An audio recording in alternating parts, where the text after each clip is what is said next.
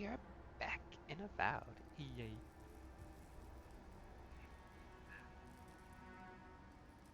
Let's see. So, that is the very, very old priest.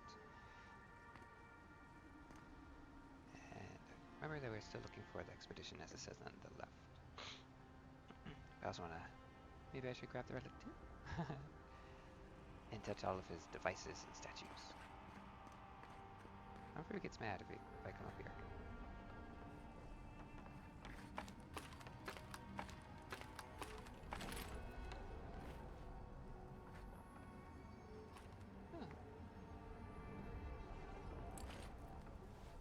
Ooh.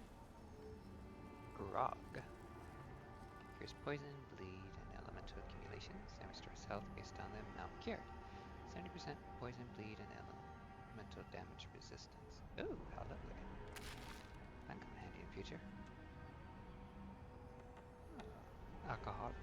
Constitution +2 and 5% damage reduction.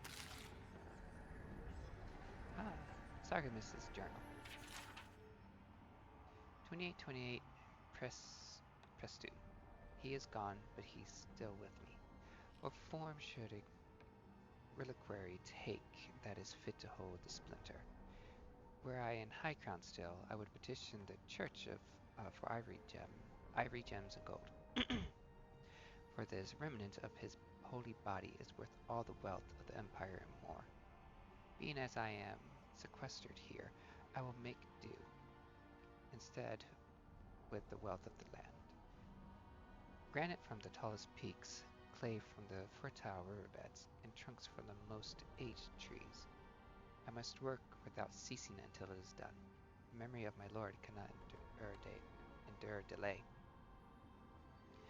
2828 Taretsu. He is beginning to take shape. I thought at first a sanctuary would be appropriate, a temple within this temple of the godless. But when I prayed over my plans for the building construction, I received a vision of Aothas Titan as it has existed in its time. A body of strange flesh and bone, hundreds of feet tall, astride the land with the Pantheon at his side, facing down the forces of chaos like 11 colossal ships of the line. Or crisis manifested them and inspired them to act. I know not, but I shall remake him as he was, in my own fashion. 2829 as Verno. He is complete, but the statue I have made is inert, lifeless, dull. The work of my hands does not dignify the splinter. There is something deficient in it, and in me. I must destroy it and begin again. 2829 in Prima. He is made anew. His effigy is formed from granite, clay, and wood still, but they shelter now a precious Adra core. It glimmers even in the low light of this cavern's ceaseless evenings. He brings the dawn to this penumbral place as the light of his attention once brought to my soul. In the Empire, they celebrate spring dawn today, or they would have prior to the Saints' War. I wonder, what of him remains in the beyond after his dissolution at Ukaizo? I long to be with him again. 2829 Prima. What if I did not have to wonder?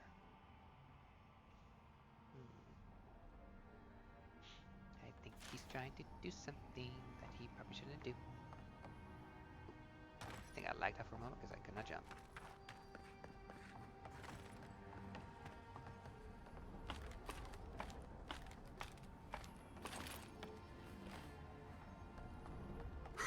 There we go.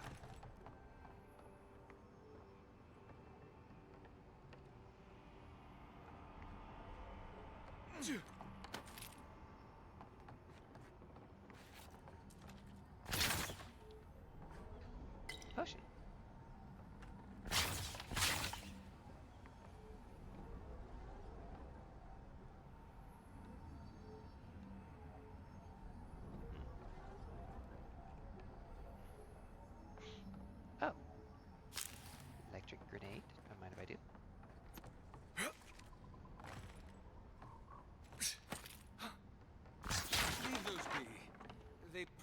my devices. I feel like I'm going to have to use them at one point. Oh, what's this? Reminder. Source flesh, fresh lumber. Niall only seems to be able to source rotten lumber, and the contemptible stuff cannot withstand the damp of this cavern. I must find someone who can fell and hew fresh trees, or my fragile generators will be at the mercy of the Zaurubs. The little bastards are remarkably curious.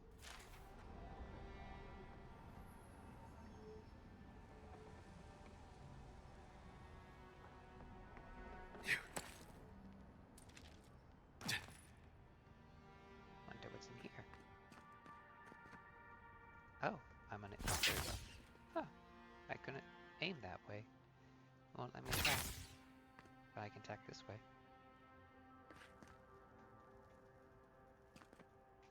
Oh, can't attack again.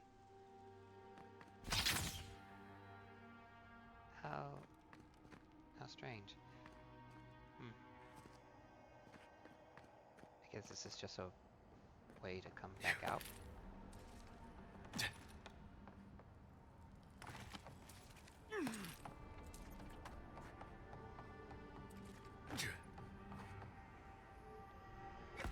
Ow. Oh, he won't let, because of what he said, I can't attack those. Possibly? Not yet. At least not again.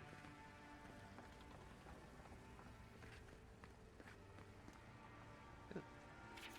Letter to Sargamus. Sargamus. Or Sargamus. It has been some time since your last correspondence, and I do hope that you're still well. Have the materials and spare equipment from my lab proven reliable?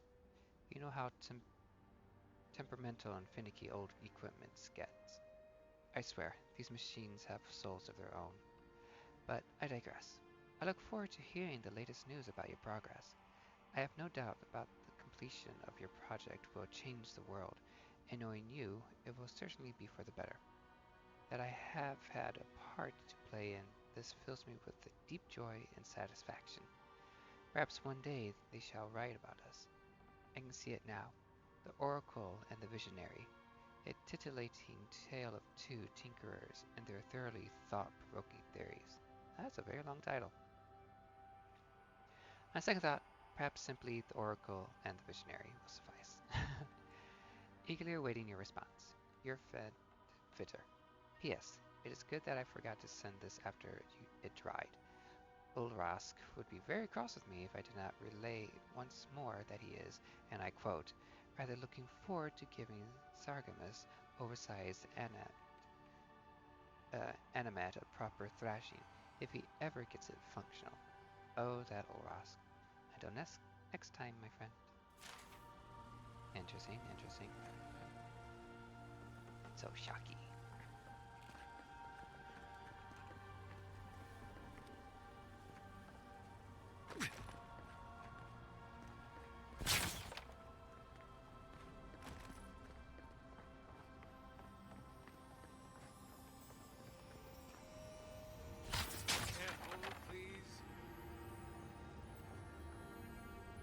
I guess once I get the splinter, I'm going to have to power it up.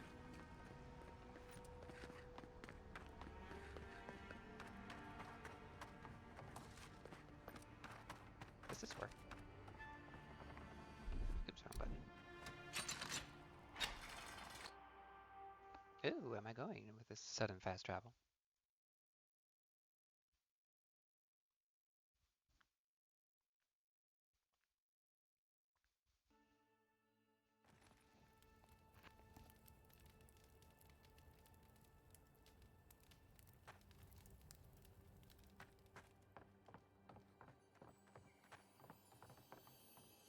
Hmm. Is this his living area where he comes to rest? I'll eat that since I accidentally hurt myself from that fall. Ooh. Kitties.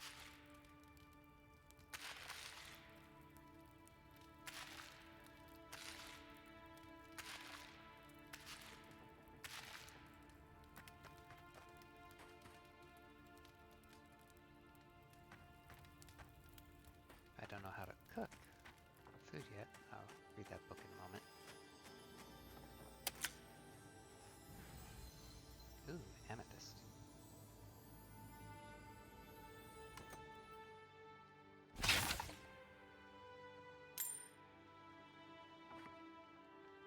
The mushrooms are shiny.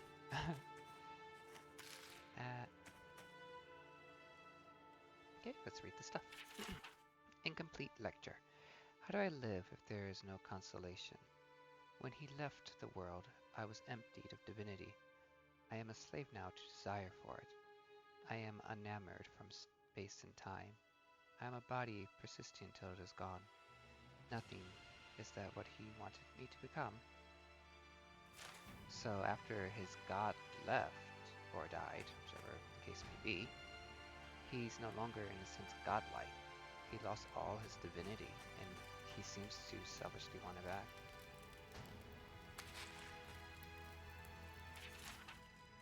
Saint Waiden, Waidwen farmer, become god.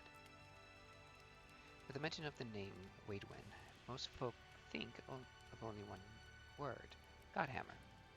While this event echoes through the ages and is still felt years after the destruction of Evan Drew Bridge, Waidwen's humble beginning belie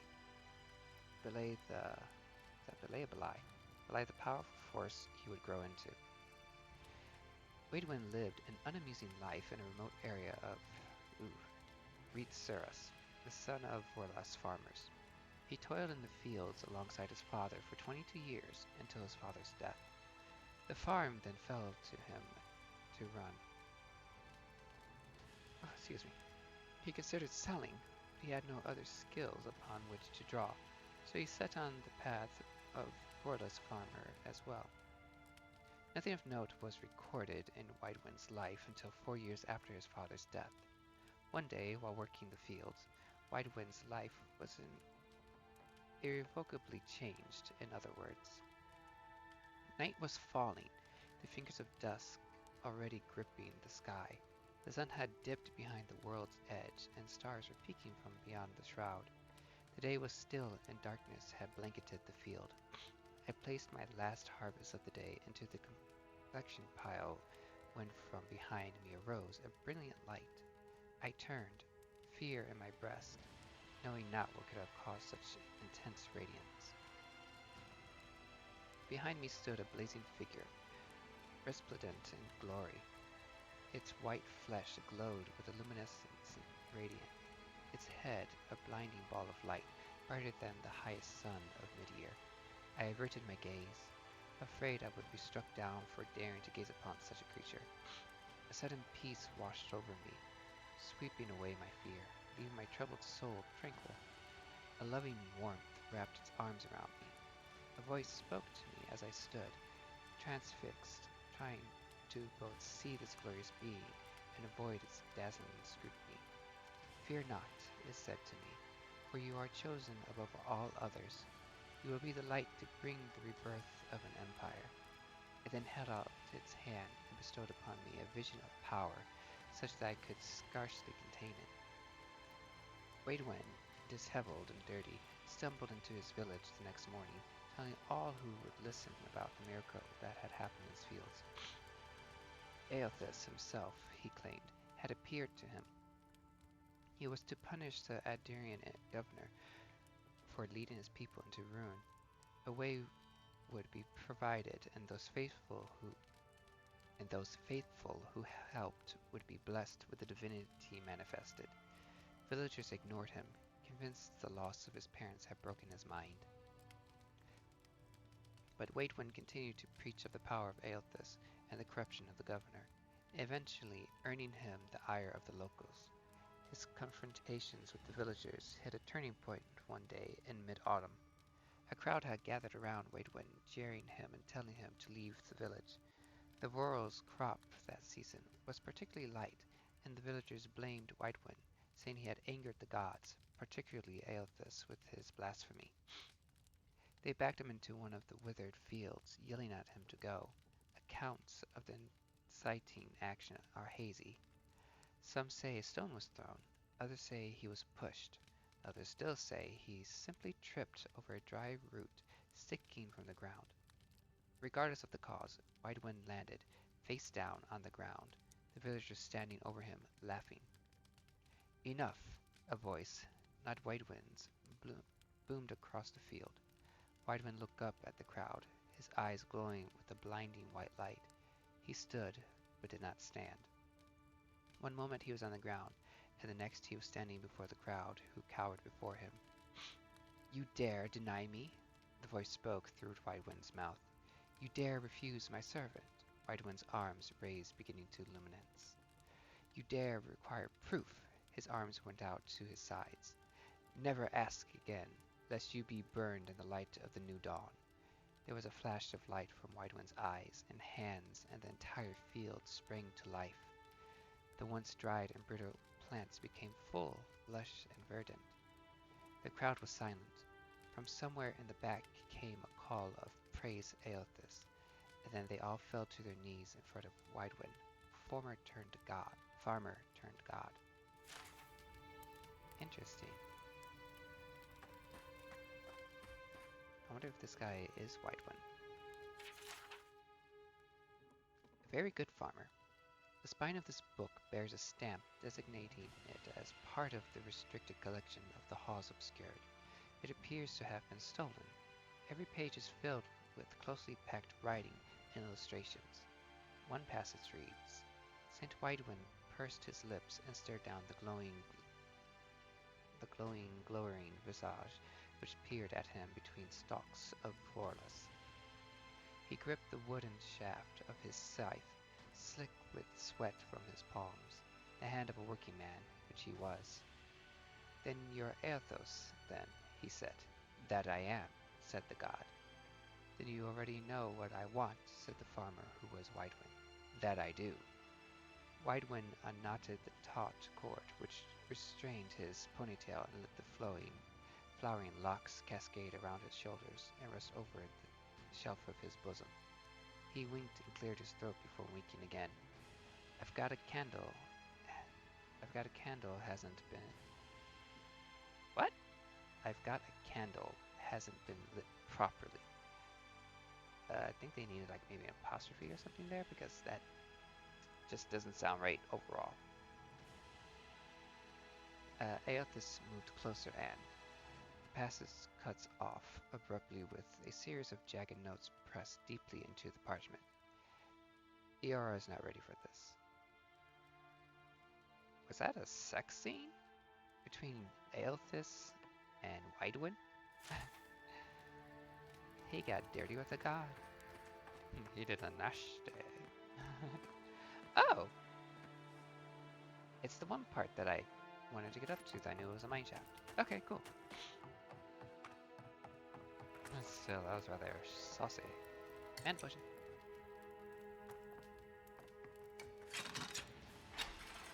Makes you wonder if that's true or not.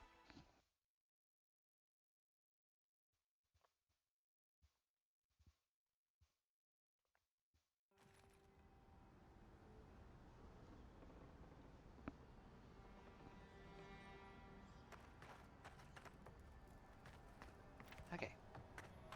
Now that I've roamed over there, I did not fully roam back here.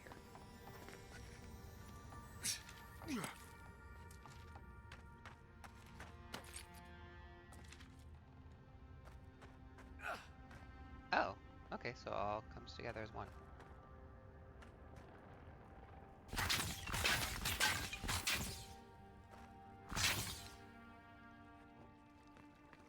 Hiya! Oh, I hit it. I did not break. These just look very collectible, so shiny. Open this. Oh, it's barred. Break it down! Could you imagine?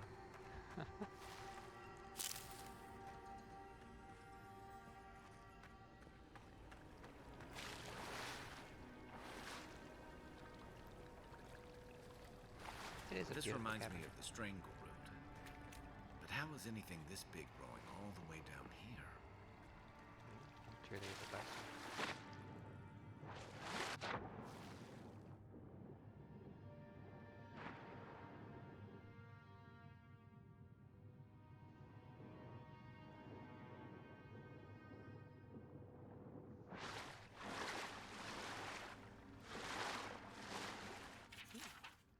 Wutan Godless language translation. This damp tome collects the oracle's wide-ranging and often contradictory thoughts on the origin and translation of the godless language. His musings range across the page at odd angles, at times clearly carefully considered, at others dashed off, and provisional inspired. Arrows loop across the pages to stab at phrases, and dates are circled and underlined with such ferocity the parchment tears. Given the book's length and density, it would appear the oracle labeled over the mysteries of the godless for several years before ultimately turning his attention elsewhere. A small sample reads, "The godless wrote, that much is clear, but their tablets are, nevertheless, maddeningly rare. What few I find in the runes appear to have been crushed, and the rooms that look as though they were intended to house great libraries are left utterly bare, and when I do find something of interest, it's rarely intact. The godless came to these lands centuries ago, and some degradation in their tablets is to be expected. Such is the nature of hand-shaped and fired clay. But they couldn't have been in the living lands for more than 2,000 years. I feel a mind at work here. Someone, or several someones, must have sought their writing out and destroyed it, which makes the possibility of translating their script only appear ever more remote.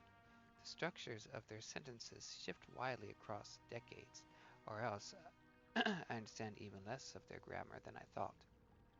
But my God, tell me, what inspires a culture to suddenly shift from the subject, object, verb to subject, verb, object, or to case their nouns and then, as if by fiat, to not? I feel that at least a shadow of an answer must lie in the one complete tablet in my possession, and a word that appears in nearly every fragment I find. Enwitan. Enwitan. Very curious, because somebody wants the goddess to remain a mystery. Imagine reading that one down here will prevent me from drowning. Yep. Clay tablet. This clay tablet is inscribed with a flowing vertical script in a language you've never seen before.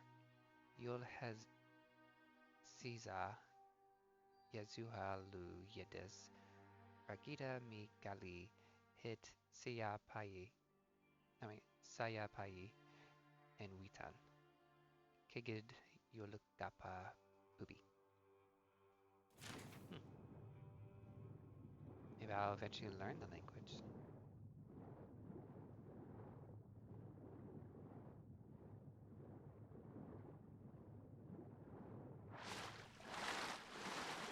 I wonder if the godless at one point may have been actually godlike.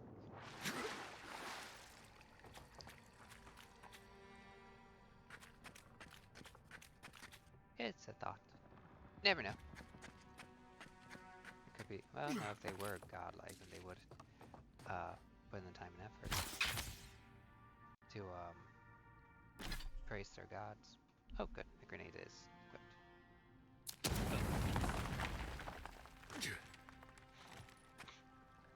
Oh, I have enemies to the left. Oh.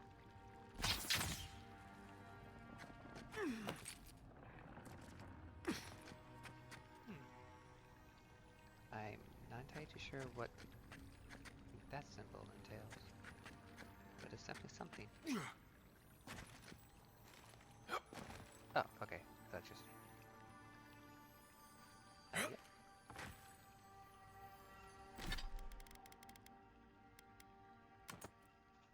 Yeah, that has to be an easier way for me to do this. Okay, that's open. Ooh. Mind if I do? Mind if I do? I don't understand the point of that, aside from the treasure.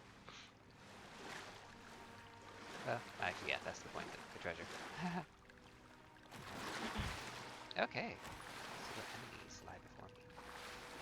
Unseen, unheard. We would be unheard if you stopped talking.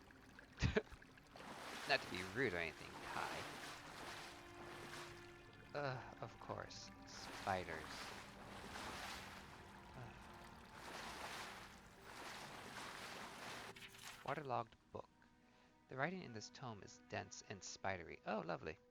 And it advances across the page as a sprint, as if its author's pen had been enchanted with a spell for celerity. Celerity. Rather muse oh wow, ensorcelled in ensorcelled it will never be revealed. However, for the book's fragile pages swiftly disintegrate in your hands.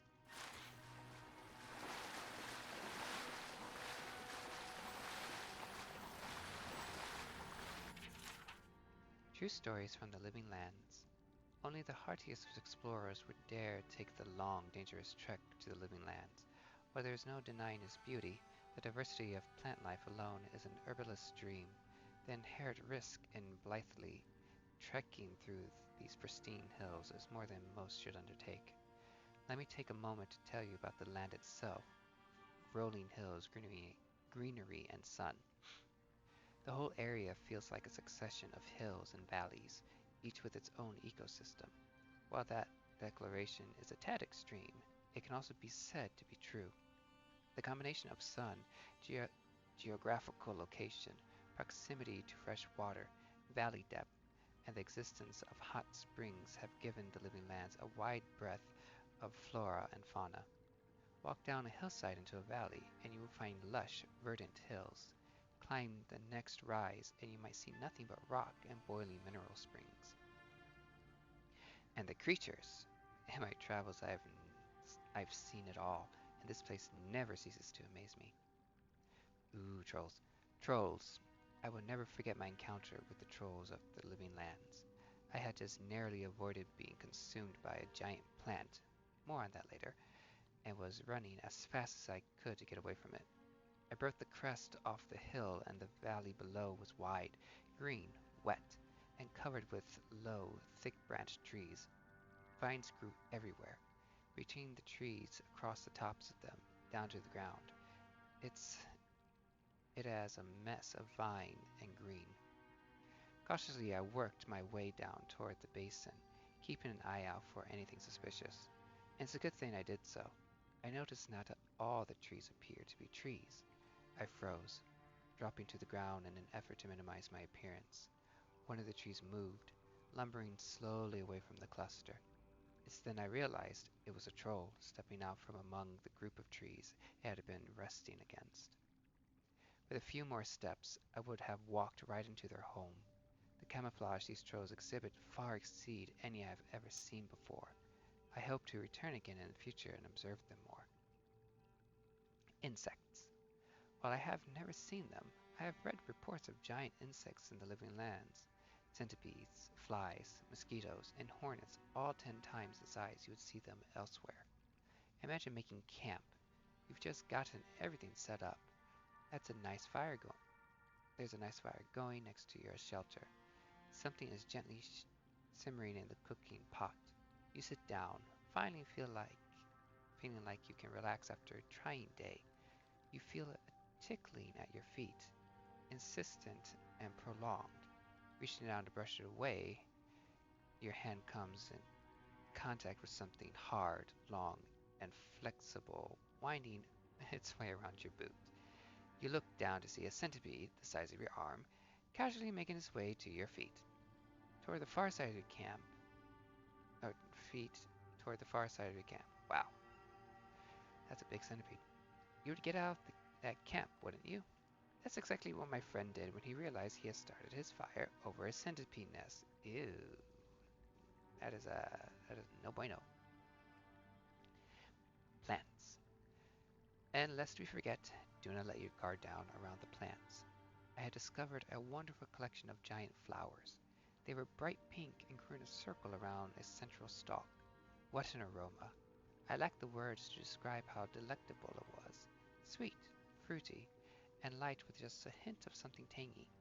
Looking closer, I saw some berries growing on the stalk in the center of the flowers. Well, I just had to have them, so I started pushing my way through the flowers. Then the vines growing around the base of the plant began to twitch and the blooms turned towards me. It was at that moment I saw the blooms weren't actually flowers, but hinged jaws. I had been fooled by its camouflage. I quickly retreated, pushing my way back out just in time. The blooms slammed shut.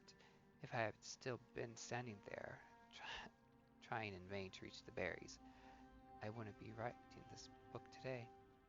A human-sized Venus flytrap. How dangerous.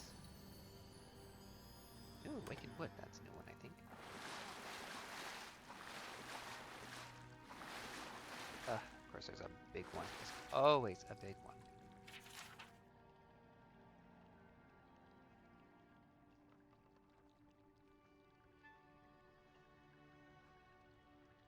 Excuse me, had some of my lemonade.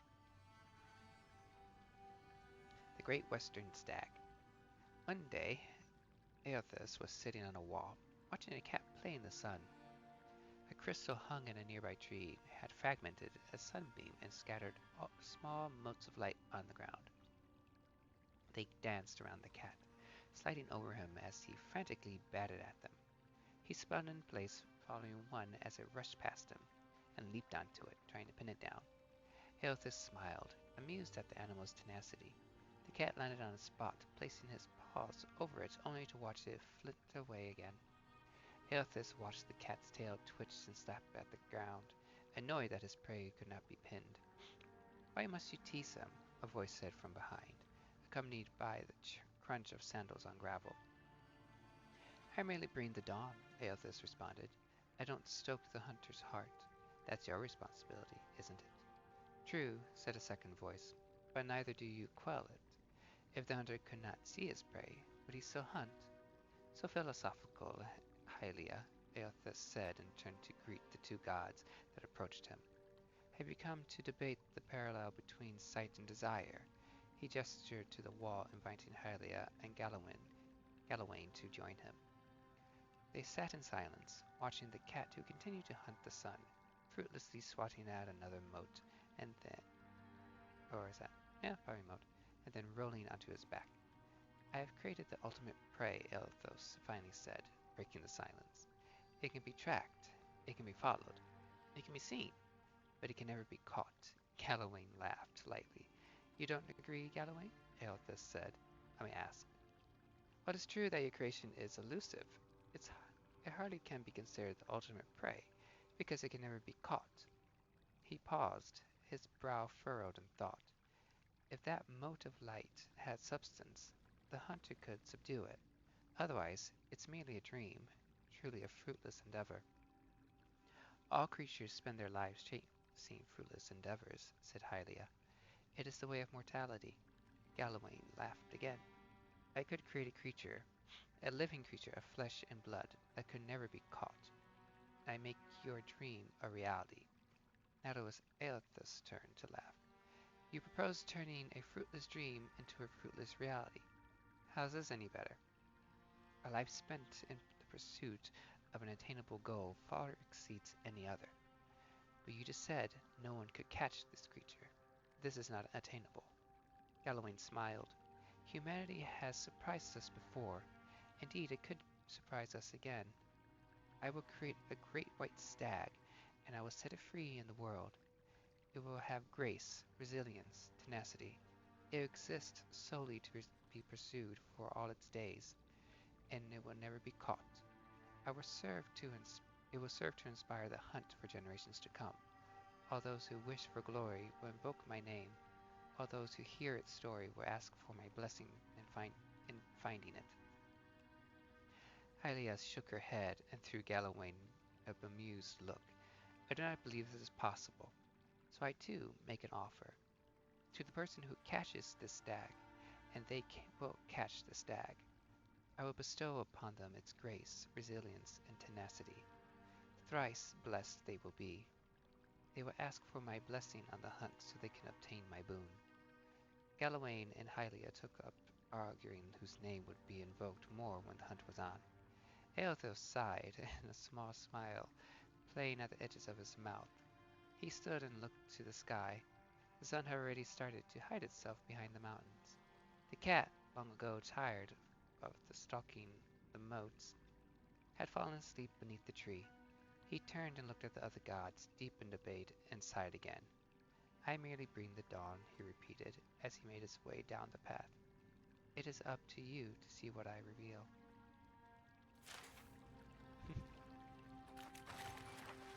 While they were busy trying to argue and challenge, he's just basically said, all I do is just bring the light. Whatever happens to be there, happens to be there. Nothing is lost. The search for Ukaizo. Excerpted from the collected journals of Wanamora Wave Chaser. The Ranga's men came to collect my portion of prize share this morning, and I had nothing to give them again. I make no money for the tribe, though I am always in my light ferry boat, Grey Gull, covering through the waves. At night, I get no sleep. Waitaro asks me to conserve the lamp oil to come to bed, but I can't, not until I find it.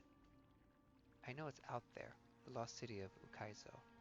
On every chart and map of the dead fire I've found, where the Hauna, Violing, or the Ratian, I forgot their name, Ratians? Ra,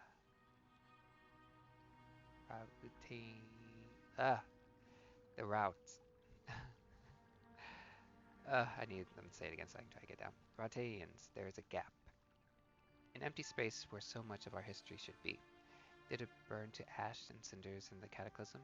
Did it sink below the waves? Does Nagati clutch it to her breast at the bottom of the sea?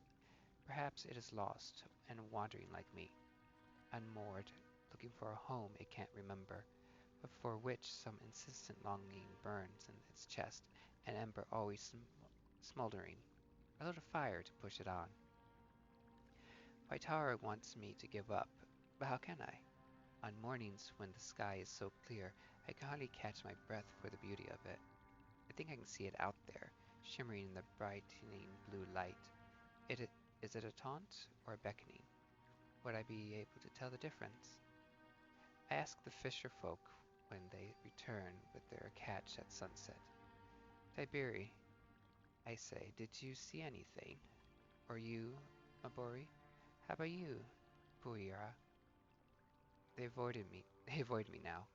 Waitara says they're busy, and I know they think I'm tide sick and sun-addled. The way Puira's lips curl in disgust when I approach, the way Tiberi's eyes seem to see right through me. I know. They won't have to suffer me much longer, because tomorrow I'm taking Grey Gull and sailing north. Someone has to chase the old tales, so I will.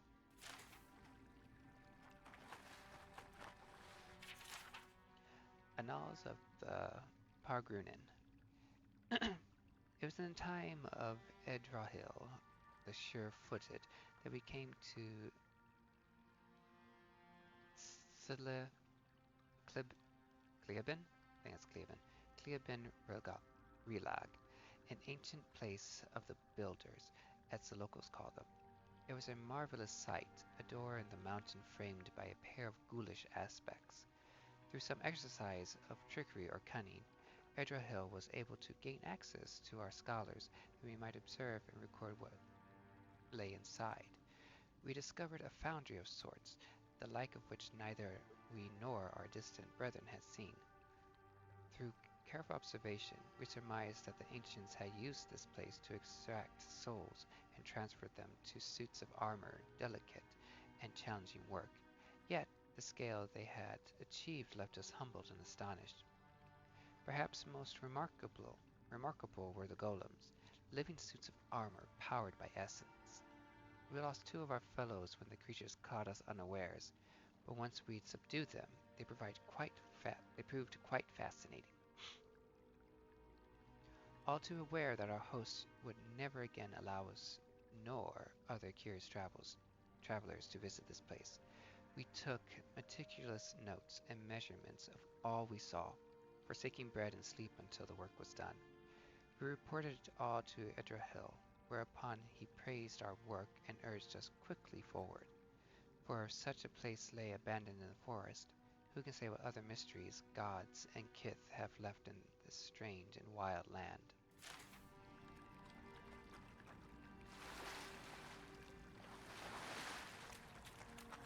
I guess we fight.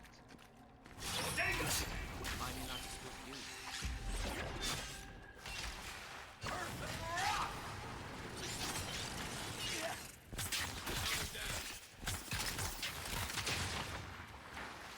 I'm able to handle them better today.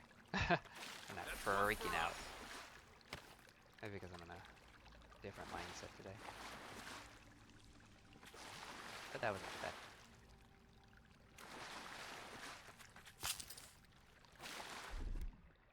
Stand back. Around before I start reading more stuff.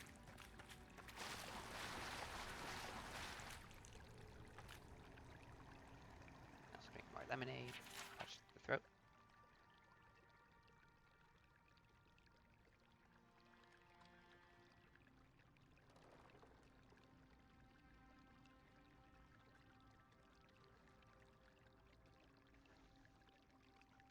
Ooh, much better.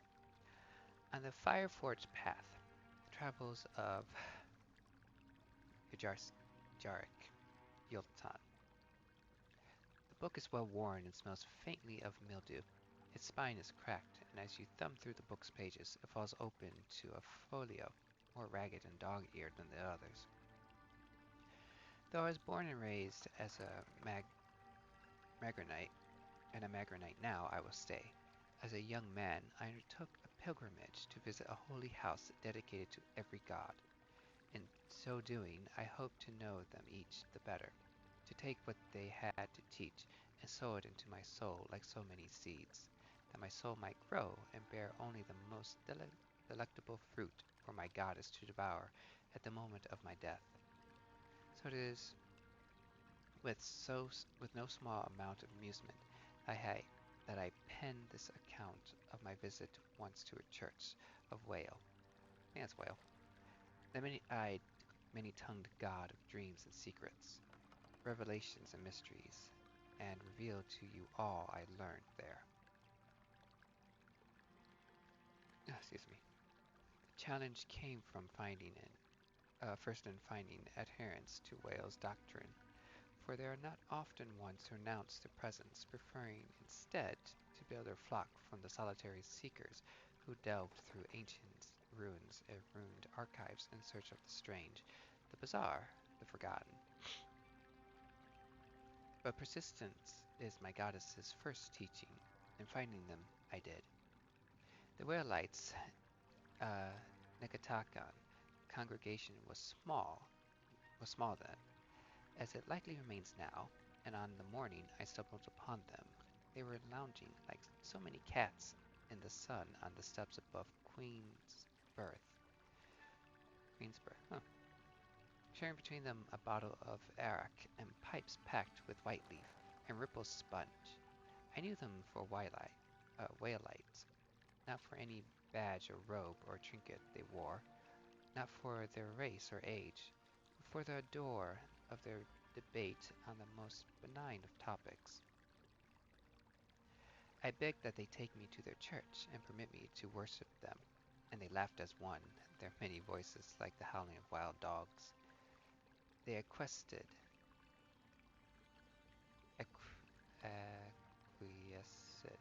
acquiesced when I told them of my quest, and then invited me to sit and share their drink. I did, and as the arak burned a trail of fire down my throat, they showed me the dimensions of their hall of worship. The stairs were their pews, they said, the blue sky their ceiling, their walls the edge of the world. All creation sits within its bounds. As morning neared midday, they stood as one and began to climb the mountain. Where do you go now? I asked. To worship, they replied. A great wave of relief washed over me, for at last I would have my lesson from them.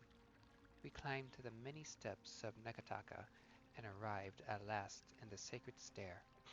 Where is your temple? I asked, and in response they whooped like children, rushing past me in a squall of smoke and laughter.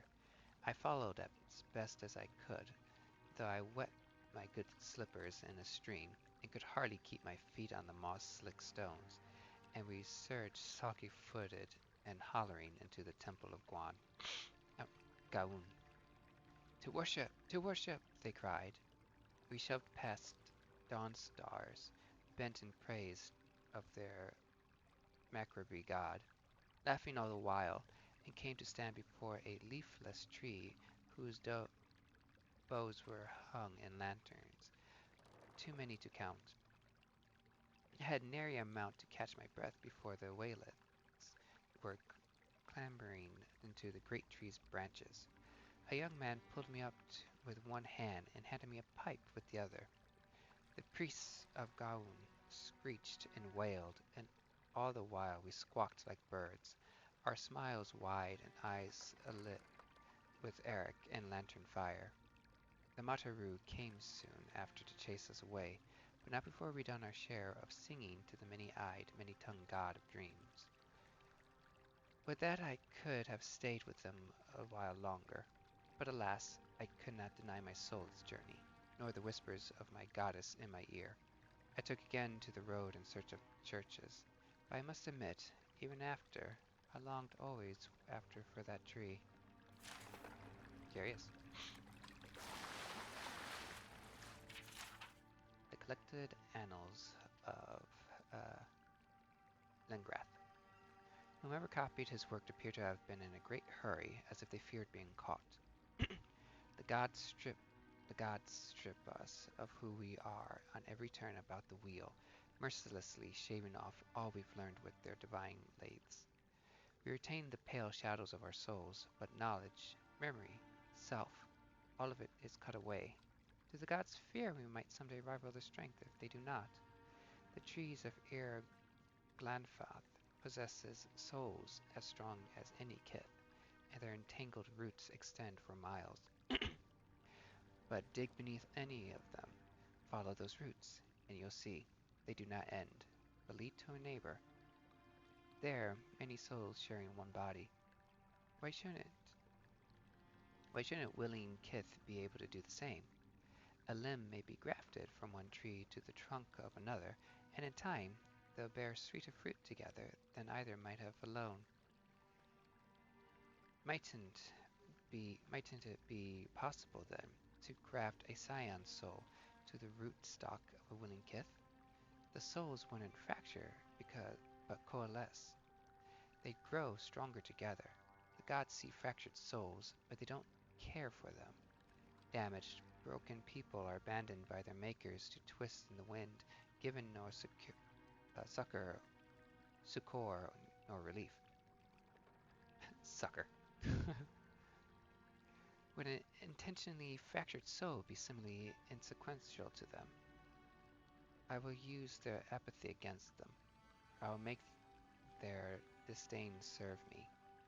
A grafted soul is obscured from the sight of the gods. It spreads freely like a blood fever, but doesn't kill its host.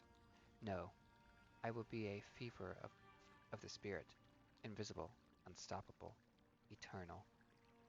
Interesting. I wonder if such a thing is possible. Maybe there's one here.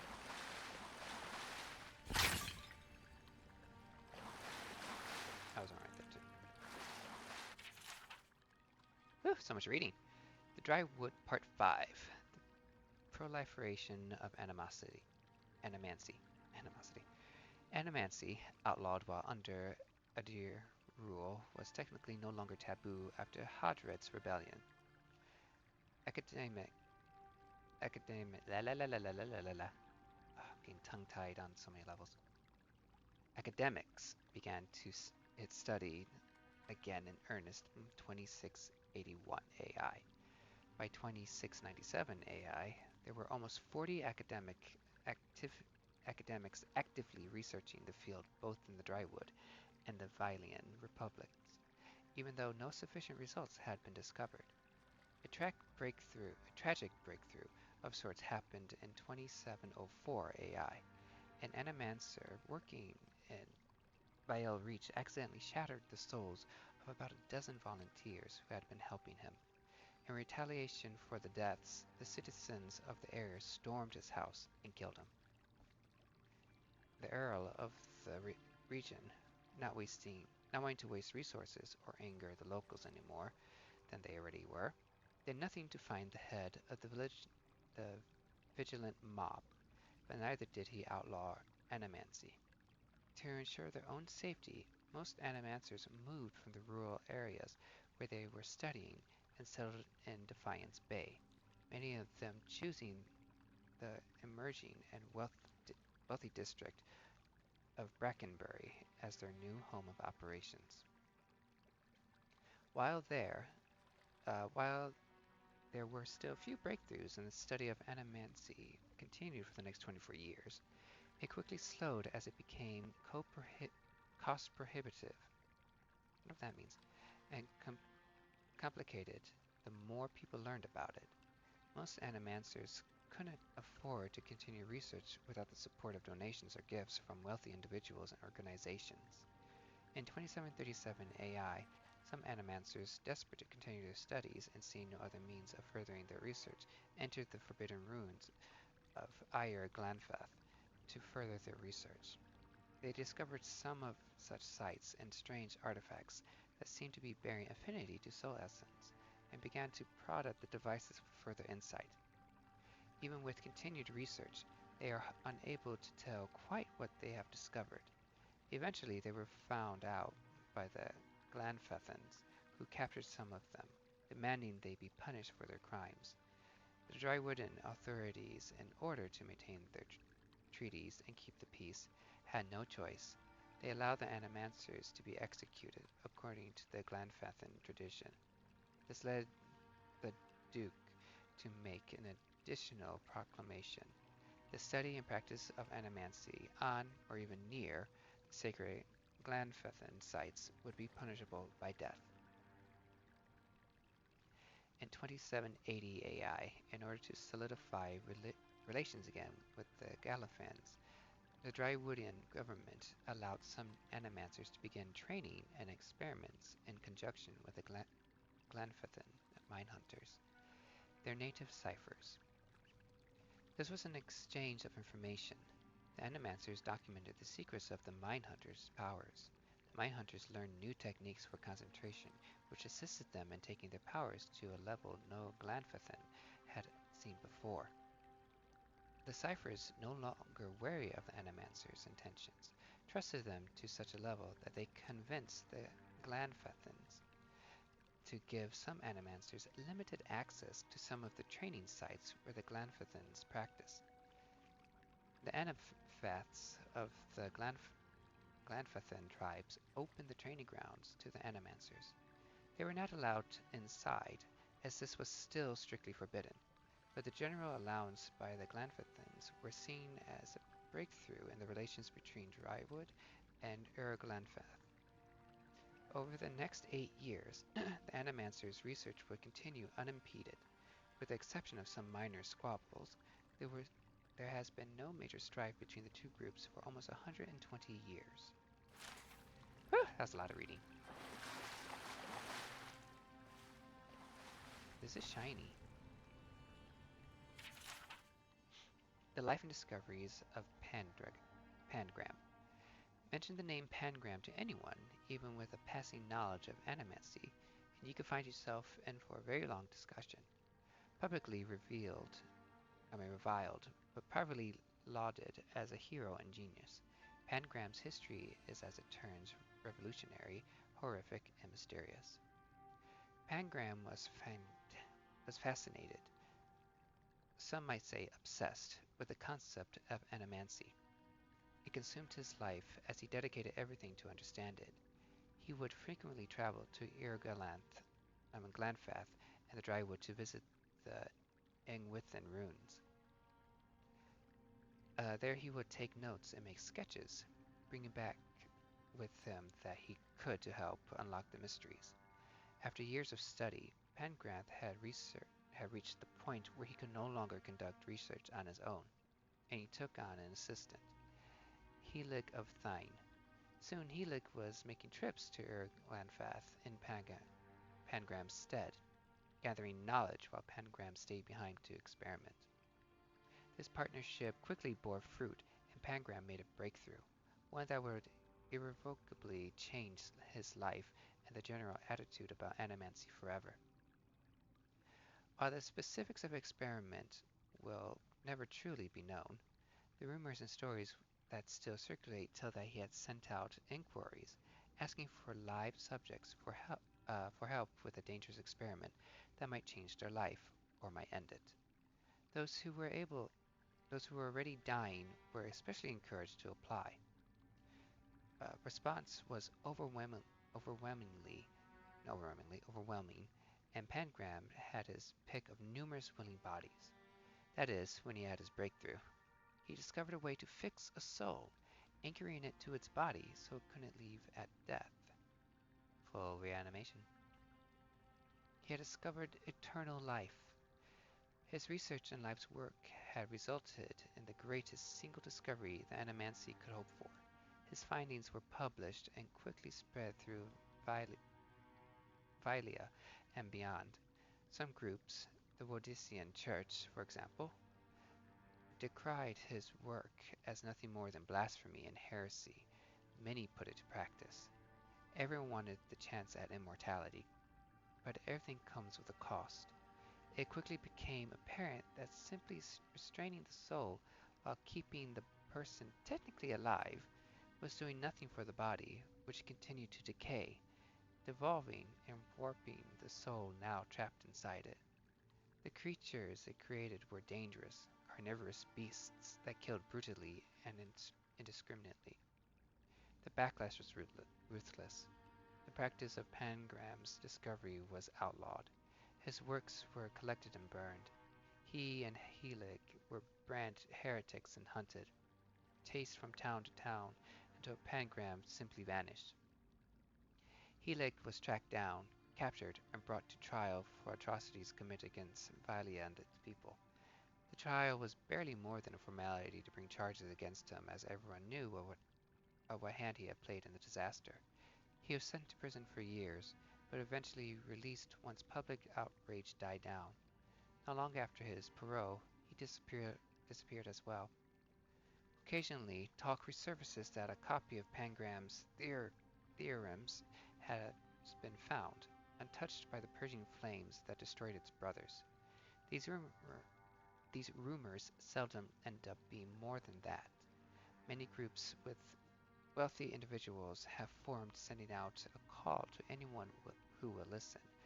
Find us a copy of the theorems. They offer gold, jewels, status, anything that can entice adventurers to help them achieve their goals. For there are those who would give anything at a chance at immortality, even become a monster. Oh, it's more together. So that is what he's doing. He's trying to create immortality. Aye, aye. Maybe something of the sort.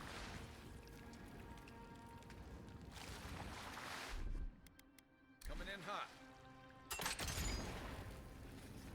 Thought he missed for a moment there.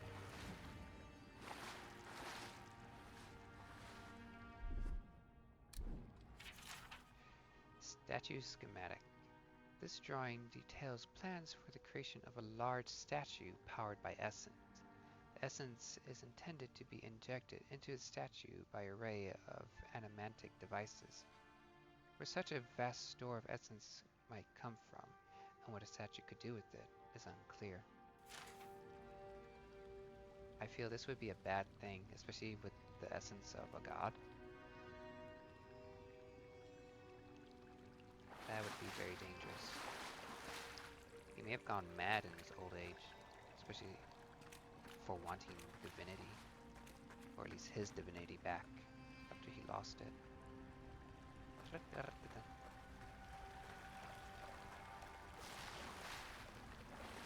If he truly did lose it, I'm making the correct assumption, based on what I read. 6 years in Dawnshore, and I never knew something this big was under our feet the whole time. It's honestly nice down here. I mean, yes, it's damp, but it's nice.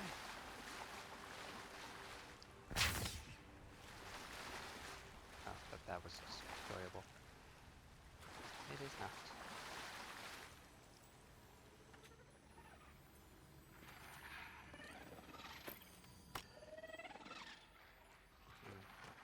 Creatures.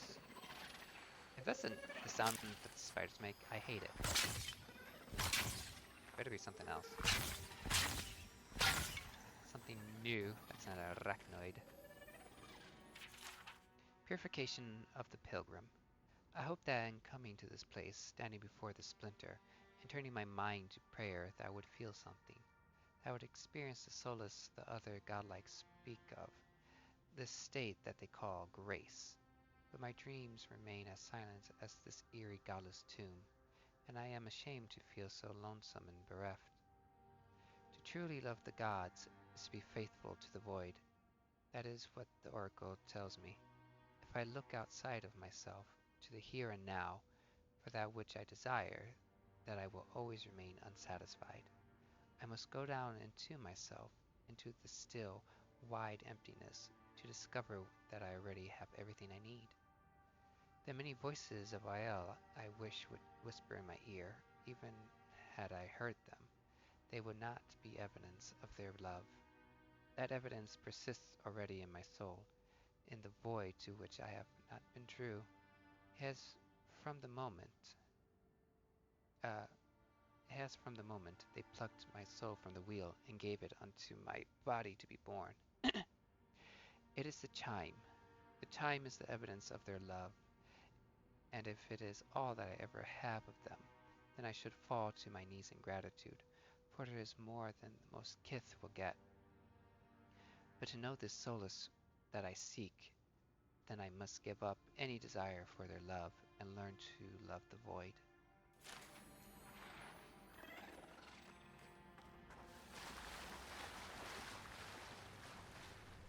Oh, that's a beetle.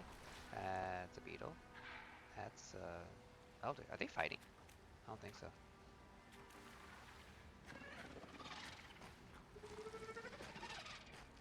I wonder if I can take the high ground. Probably not. Oop.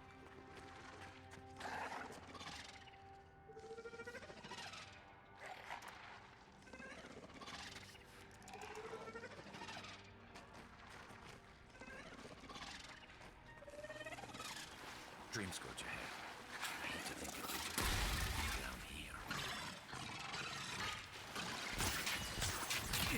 Ow. Ooh, big baby. Ow.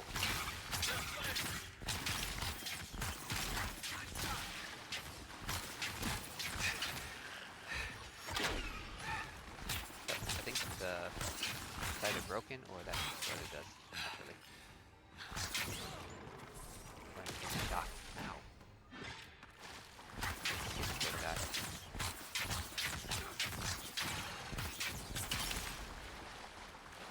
Hi, where'd you come from? Ooh.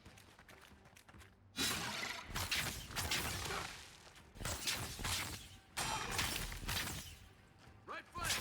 There we go.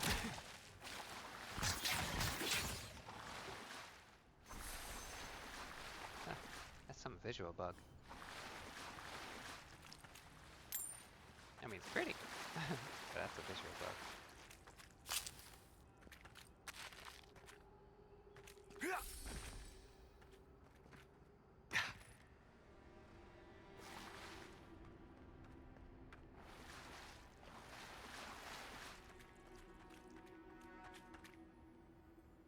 Oh, is there a station over here? Or is it just saying that upgrades available?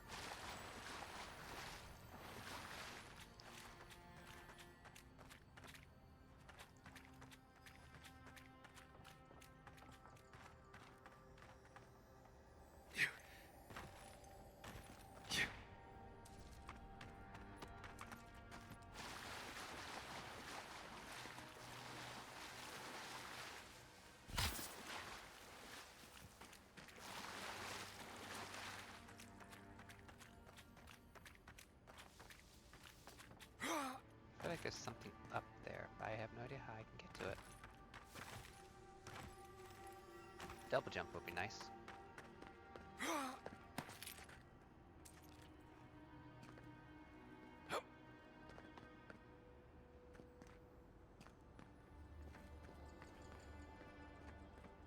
Oh, look at that.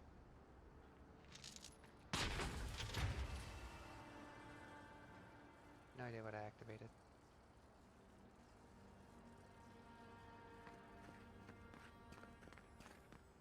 The pulse, a pulse beating out of time. Should it be disturbed? Consecration prayer. With this leaving of his precious body, we oh god, I know the word, but I can't get it out. Commemorate, there we go, commemorate our most glorious God with all his saints. Let us commend ourselves and one another and our whole life to Aothas, the Daunt Reader. For this holy house and for those who enter it with faith, reverence, and the fear of our God, we consecrate this temple in his name. Aothas, have mercy on our souls.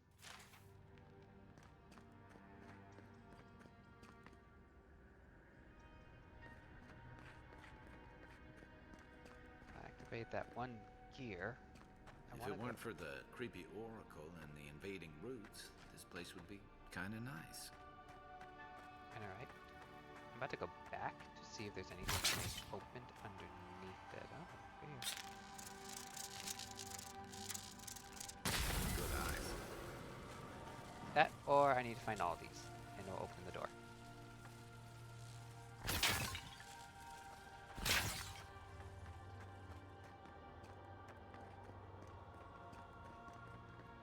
I'll leave that up just in case I need to blow it up.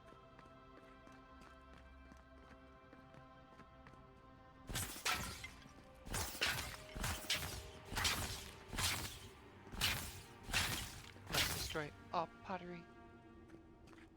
Buy me them rupees.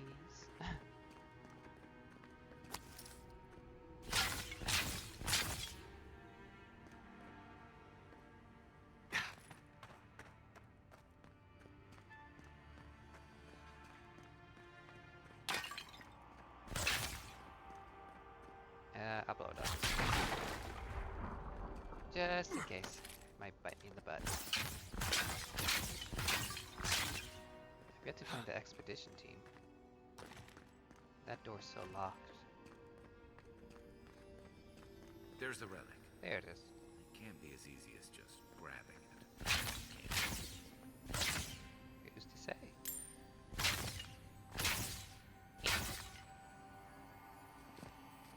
Huh. How do I get in there? Right behind you. Yeah, I'm sure you are. Oh. Barred? It is barred.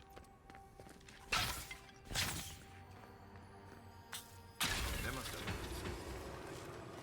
Okay, just open this side. It's also damaging something. Within the sarcophagus. See, turquoise, iron chunk, pellet. Ooh, primal water.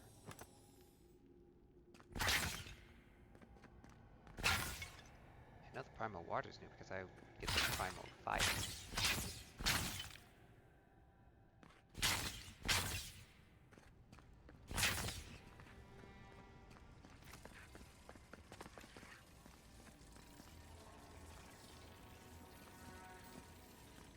Huh, I can't attack while I'm in here. At least over there. There's a splinter of Aothas. A false item. It waits. Interesting.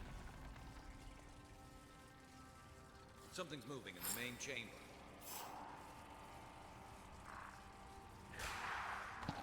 This one's mine. Master Key. Hello, undead monk.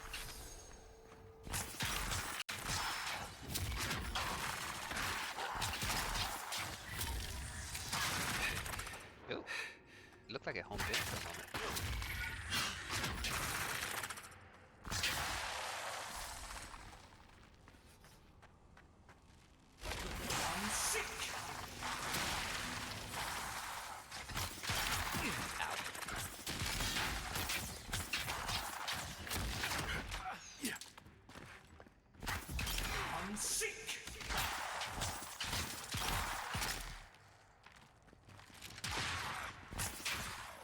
Godless execution.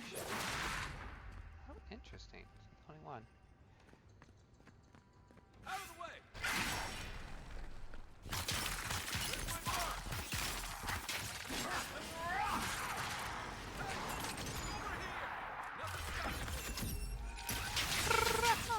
I love doing that.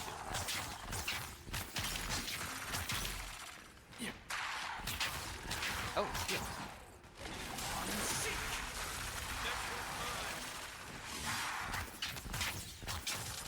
They're all healing. Okay, I need to find the healer. Ow. You're the hero.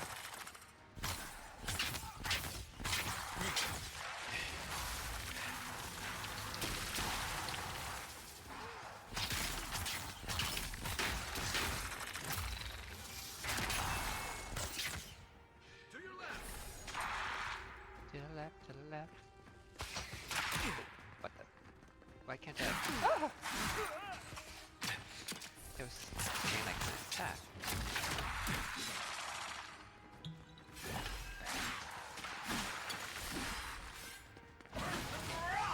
Oops. I was trying to build a barrier. But I can't attack again.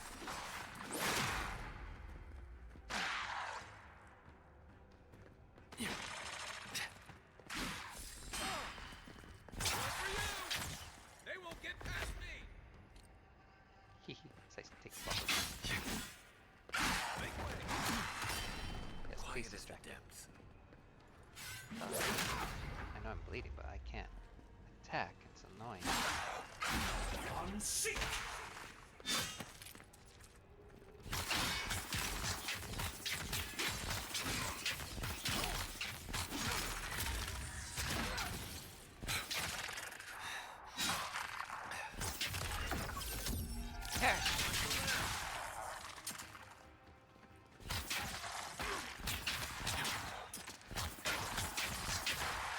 Ow.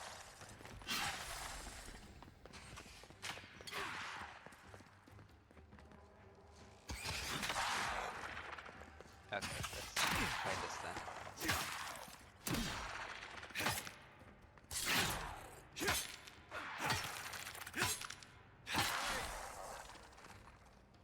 I don't know why I couldn't do that with my wand. Ah, stop. Like certain areas it won't let me.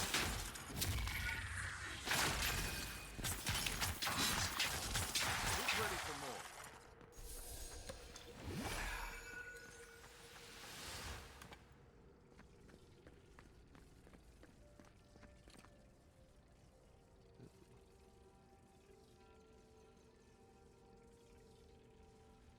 A lot of good stuff I can use. Yes, yes. Oh, good, another healing potion. I could use more essence potions. I need to open this door. Is there something I throw in here?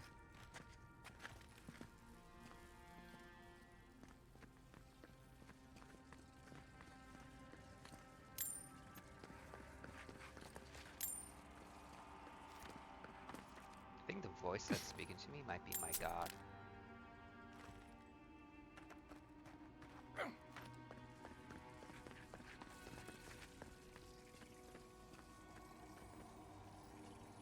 How do I get in here?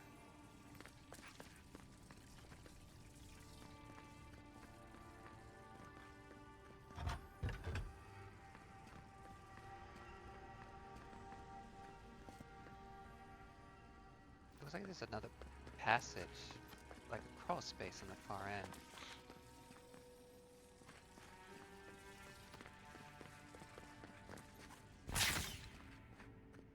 I don't think there was any other crawl spaces in here.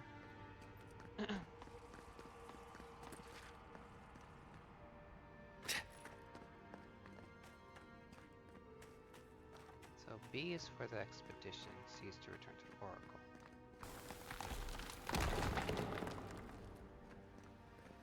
That earthquake must have knocked something loose. It knocked a Well, lot loose. Better a flood than a cave-in. That means I can find first that one spot.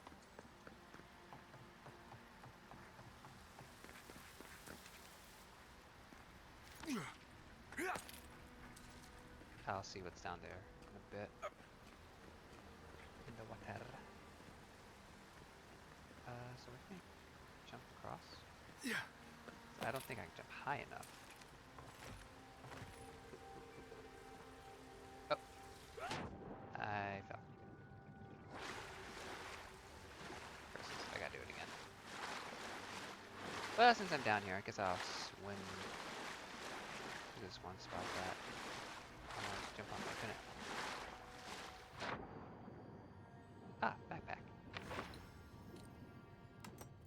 Oh, I wanted to see everything, but I was just concerned about my oxygen. Guess I'm jumping again. Figure out I can make that jump without missing. That help? I think I can do it. This. Yep. Since those branches are illusions. Oh! Another man. Another essence.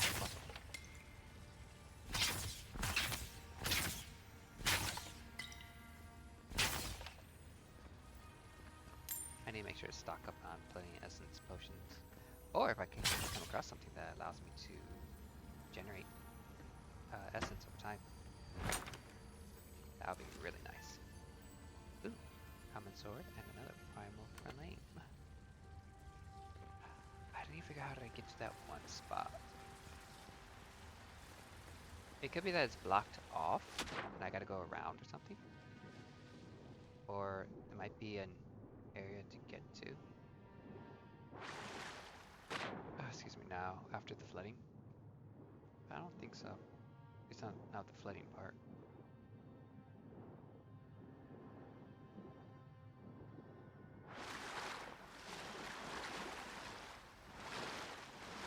Yeah.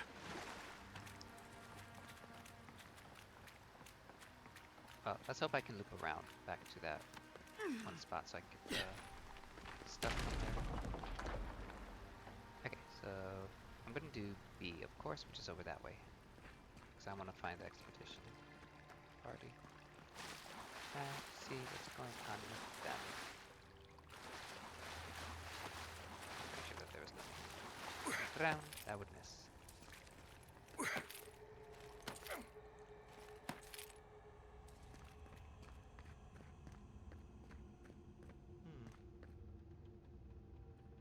Must be goodies. Can I? Aha! I was right. Ooh, it'd be nice if this loops back around to the one spot.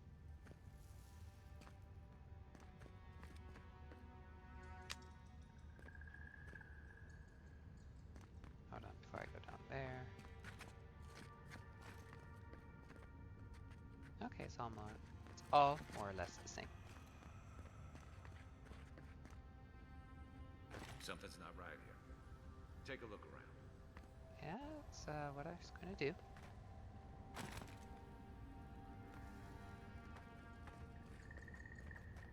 Oh. Ooh.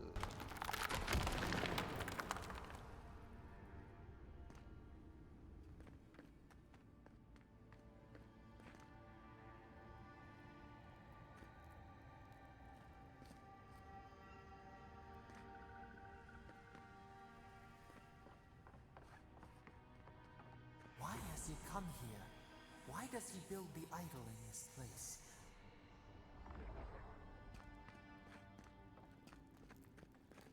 Very curious questions indeed. Now what does this lead to? What was once locked that I didn't get through on? Ah! I see. Okay, so that goes back there. That is climbable. Is this the one? Yep, okay. It was that one spot. Well, let me go back down in here.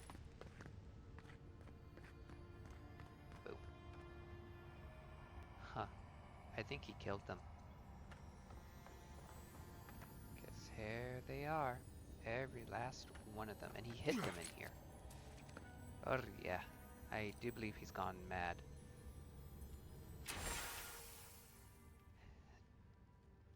Gajita's Journal. 3 Prayoton 2830. New orders came down from the Darien today. We're to be sent to the living lands. The diplomatic corps has established an embassy in the port of Paradis, and they need supporting cataloging the unusual runes there. No doubt it would take months, perhaps a year or two at the very least. I had promised Rudwin I'd be in High Crown to celebrate in Inestu with them and the children, especially since it'll be Miri's coming of age. But how often are you given the opportunity to lay the foundation of study for a previously undiscovered ancient culture? I'm sure he'll understand. And Miri, well, I think my daughter would be glad I'm gone. It's not like the gods are making new continents. The world is getting smaller every day. 17 Preverno 2830. It always seems as though the moment I finally get my sea legs, we're pulling into harbor. And a charming harbor it is, despite what Darren told me, and not nearly so dangerous as the clerics in High Crown warned. I swear on the Queen, half my countrymen resent any city that isn't the Emperor's purely on principle. There was a letter writing for me when I arrived at the embassy. I suppose Rudwin sent it before I left. The cowards filed for dissolution for our marriage, but he couldn't muster the stones to tell me to my face. Nah, he wants a divorce. Let him assume it never arrived, for I certainly won't dignify it with a reply. Well, he's going to get his divorce anyway, since now she's dead. This whole episode has given me a blinding headache, a horrible pinching sensation right behind the eye. Oh, interesting. 21 Preverino 2830. We had a few days to settle into life at the embassy while the powers that had that be argue about, okay, how to best to make use of us. While I was resting, the ambassador's clerk took the scouts to some dreadful little swill house in a rough part of town. Naturally, a couple of the younger lads poisoned themselves with alcohol. The mother in me wants to be furious, but I can hardly muster the energy. As long as Ulfric's voiding his stomach in the canals and instead of the bunkhouse, it's not my business after all. I think I'll take the team to Fort Northreach, see if we can't help their activists identify the purpose of the godless ruins there. 1 Tariverno 2831. Blessed New Year. The team acquitted themselves well at the fort. With Caedmon's help, I was able to get down into the basement of the ruins there and take a good look at the construction. Naturally, I left the notes I took at the fort. I feel like I can hardly even think these days. But I believe I remember enough of what I learned to write a satisfactory report for the ambassador. For these ruins have been the site of the fertility temple. I mean, goodness, look at the shape of their buildings. The steel garrote inquisitor attached to the embassy has uncovered ruins of a holy relic in a cave here in Dawn Shore. She suggested we might want to investigate. I know I should be eager to get down there to explore, but I've hardly been able to get out of my bedroll since we arrived to Paradise. I'll bet there's a cursed tablet with my name on it that Rudwin's installed at the Temple of Skyene back in High Crown. Nothing else could explain the hideous nightmares I've been having. Mushrooms erupting from my skin, my eyes replaced by quivering stalks, Mary turning into a tree, Rudwin splinting in hair and opening like a flower. No matter what drug I take, or to which god I pray, they refuse to go away. 6 Prima 2831. I collapsed while we were gearing up in the market, and none of the merchants would help me get off the ground. One of them muttered something about a soul plague and ran off to tell his mates. I tried to tell the man I wasn't sick, we're just going through a divorce, but I couldn't speak. It was like my tongue had turned to mud. The Inquisitor pulled me aside when the boys got me back to the embassy. She was able to press the locals for more about the relic, apparently. It was taken from... Oops, that was improper of me. Press the locals for more about the relic. Apparently, it was taken from Aethos' Titan skeleton, the very one I made my reputation discovering, and it's well known for its ability to heal anyone who holds it. I cannot delay any longer. I must find it. Well, we found the expedition. That we did. Looks like they've only been dead a few hours. But how did they get in here? They can't have come the same way we did. We swam here. What's stranger is there's not a scratch on them. No sign of what killed them. It's like every member of the expedition team just collapsed. Let's see. Fragments of the soul often linger near the body after death, but these corpses feel empty. Plans in the Oracle's workshops were too complicated to be for a simple statue. They remind me of the bodies of the godlike who died a few years ago. Do you think the Oracle could have killed them? Let's not wasting time speculating. Oh. Like they've been completely drained of essence? Mm-hmm. That's dark work. But animancers have been doing it for centuries. The Oracle couldn't have put the expedition's souls in the statue of Aethys, right? Oh, I think he did. Could the Oracle's plan have something to do with the Aethys vanishing in Ukaizo? Joe cracked knuckles. Let's go ask him. Why would he do that? There's still a lot of debate over what even happened at Ukaizo. Perhaps the Oracle knows the truth. Or perhaps he's just as lost as we are. Oh, I'm questioning Aethys is a dangerous god associated with Eora's bloodiest wars, and he recently killed thousands of people in Deadfire. Now, we have a piece of him, and we're about to face a maniac who wants it desperately. Tread carefully. At least he's paid attention to the lore that I've been reading. And all the other information, too. This looks like a furnace. That's definitely a furnace.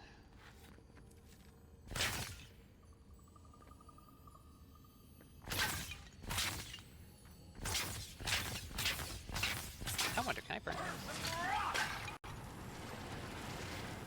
Nope.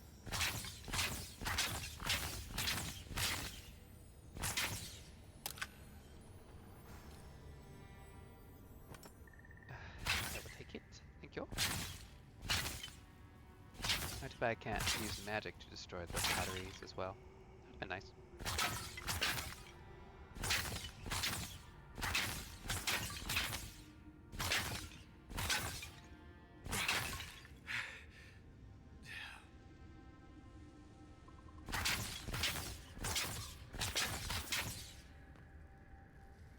Huh. Yeah, sometimes oh. I see. My mouse is on... Hold on. So I can fix that. That's probably why I keep on not being able to attack from time to time.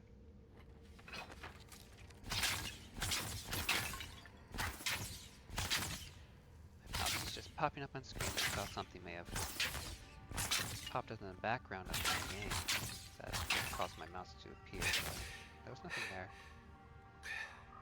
So I guess it just happened on its own for whatever reason. I don't have an answer.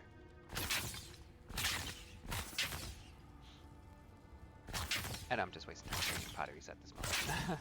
Since nothing else is shiny, so I'll just stop. I'll just stop. Here we go, the Binding of Souls. On the Binding of Souls, the margins of this text are scribbled with notes and references. The ink-stained pages appear to have seen much use in earlier times. The removal and transference of souls is a practice both ancient and sophisticated.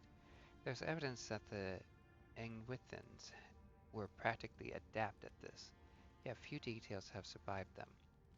Someone scrawled Annals of the Paragrunin, pp 38-6 below this paragraph. What is known is that the removal of a soul is a difficult process, and one that requires an expert hand and precise tools for any chance of success. Early attempts on a test pool of 138 goats left most of the subjects with maimed or fractured souls. In all but 2 of the 11 instances where the soul was successfully removed, the essence dissipated before scholars could capture it. The words transfer to holding vessel are written and underlined in the margin. The process requires conductive materials, copper, adra especially. Immersion in water is important to ensure that the soul is drawn in a steady and uniform manner with no distortions or breakages. A warped soul is at best useless and at worst unpredictable. An error points from this paragraph to a scrunched note. Extraction pool in CR 18 feet wide by 3 feet deep.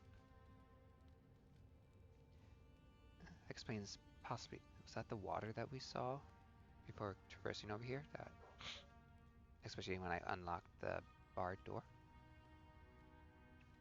We have since mastered the process of soul transference and have seen the benefits of infusing forged work with the essence of animals and wild lore. What remains to be seen is whether we might see greater gains from using the souls of Kith, where we would procure the appropriate subjects and how much personality and autonomy we would want to leave intact in such cases. A string of notes wind around and below this paragraph, beginning with criminals, prisoners of wars, volunteers, and ending with forged guardians in block letters. These notes are crossed out, and below them is written, "But what of the divine soul?"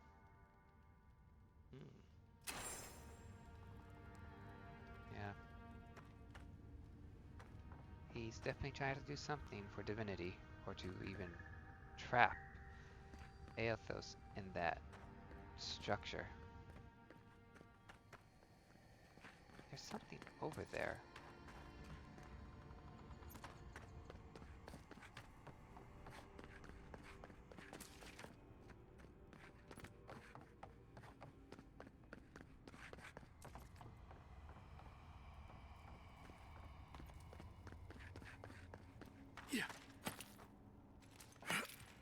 Oh,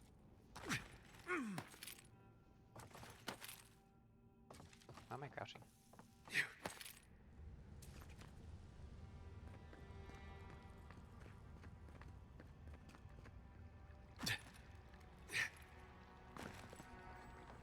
Ah, that's why.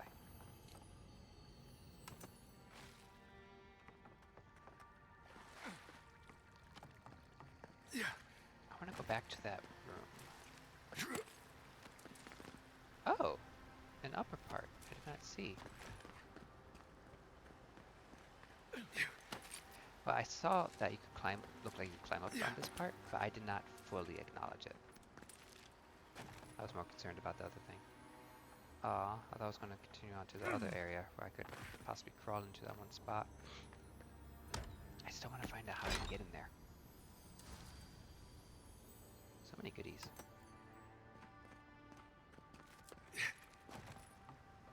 I should be okay if I fall from here, right? A little bit.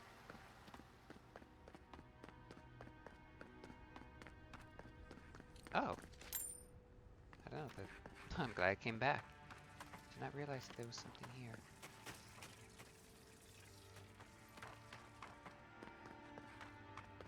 How do I get through this door? I know it's barred from the other side, but... Ah! There it is. Hello from the other side. You No one said anything about tight spaces. Oh, you'll be fine. And my mouse came up again.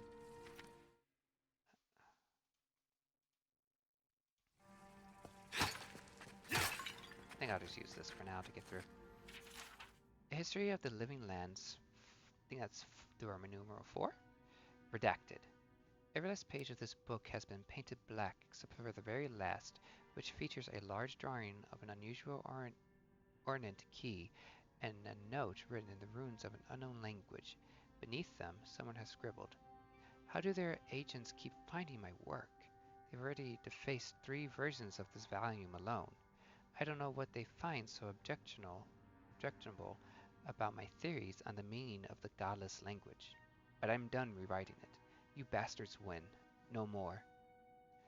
The note above has been amended by a mere measured hand, likely some time after the first note was written. I've compared my notes regarding the description from Ukaizo with the script on the intact clay tablet in my lab, and realized that they are several shapes in common. I may be able to make some headway in translating this if I can find an expert in the godless. Another amendment follows, but that too has been mostly blacked out.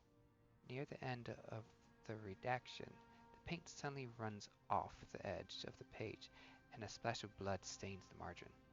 All you can make out is a pair of shaky sentences circled several times. Yes? Could that mean God? Somebody killed him. Somebody found the translator and the author, who I believe was supposed to be the Oracle, and killed him.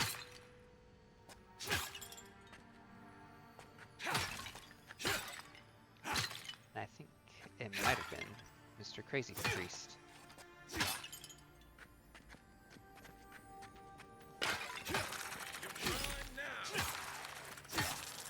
Oh, I don't know I could stand him.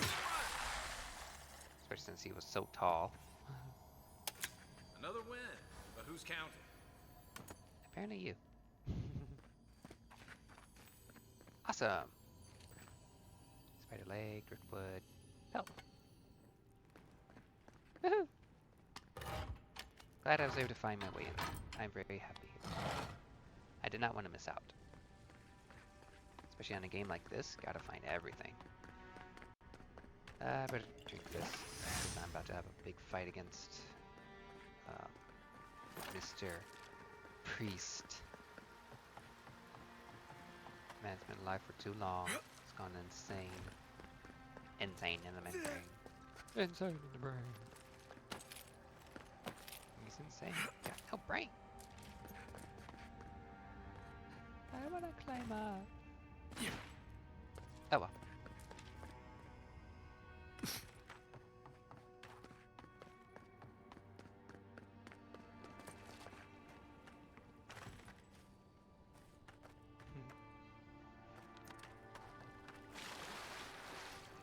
Oh.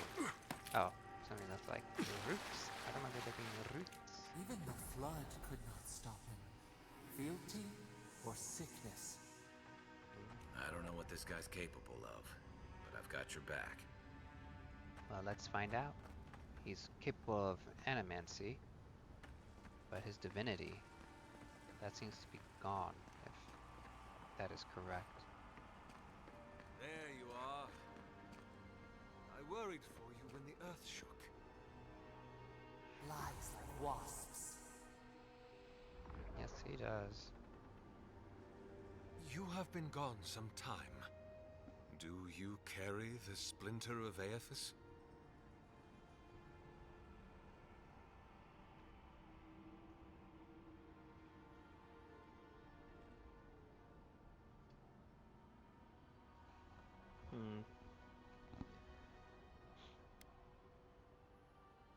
I think I'll confront him first. Ah, I did not expect you to be so thorough in your explorations. Nevertheless, I am impressed. As to whether I killed them, well, that is a matter of semantics. Is it? Does death occur the moment the heart ceases beating, or when the soul is broken upon the wheel? In one sense, then they are quite dead. In another, they remain very much alive. In either case, they have entered a state of change, and the impetus was mine.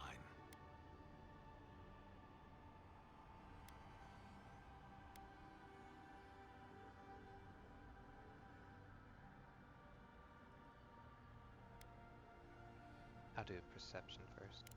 Yes, you and you alone see my purpose clearly. You see, I have given them the opportunity to be part of something larger than themselves. With your help, I shall give them a new commission. To prosecute the redemption of a god. Sure.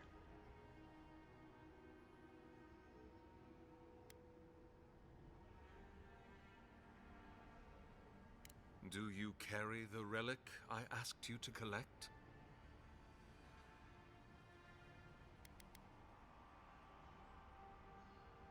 If it must come to this, so be it. So be it indeed.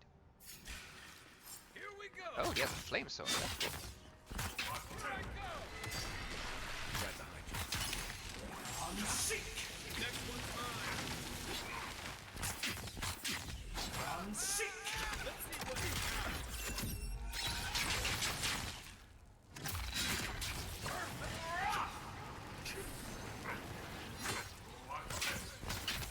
Unseek!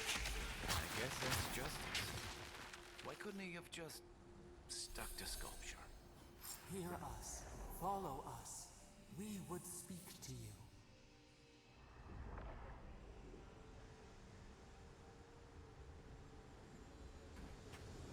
Oh, hold on before I do that. I want to actually read the Splinter.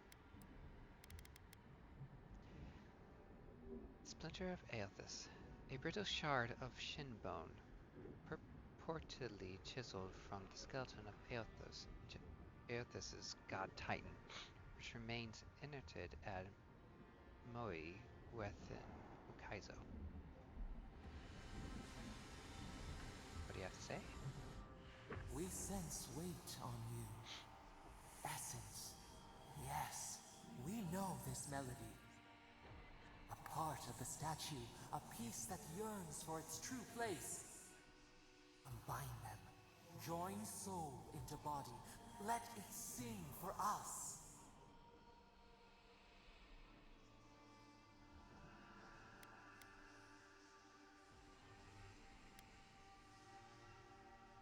It dreams in colors we have never seen. Would we use it? We cannot know.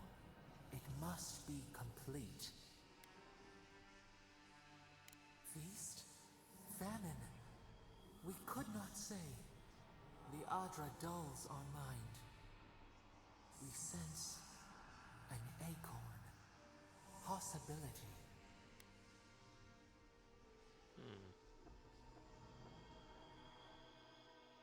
What will bloom? We await. Hey, envoy. Back with us? Yeah. You're not gonna like what I'm going to do, but let's see what happens. It's not like I know how to put their souls back anyway.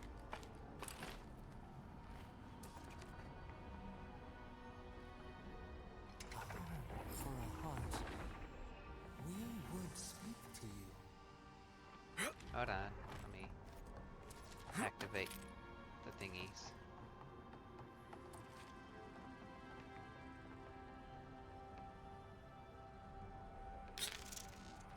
Selfish. Thoughtless. Oops, oops. Sorry, coming. I'm sorry, I thought that's what you wanted. It wakes. A host. Form given life. One day when we are free, we could return here, dwell in this body, feel the earth again. But it is a sprout. Fragile. It must sleep here undisturbed. A secret you could keep. Tell us, will you give us this gift?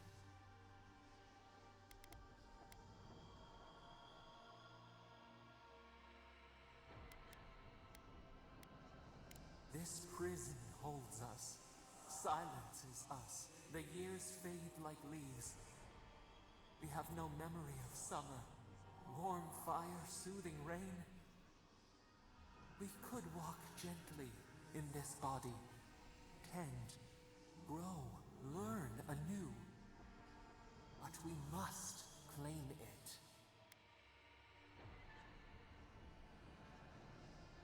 We are not sure. Could we touch the world? Walk in the ocean? Sift our fingers through sand? shard of Adra tethers it to us.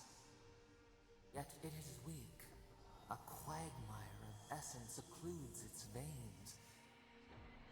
If we had time to tend it, perhaps we could find a way. I wonder if this is the Burning Queen trapped inside the Adra.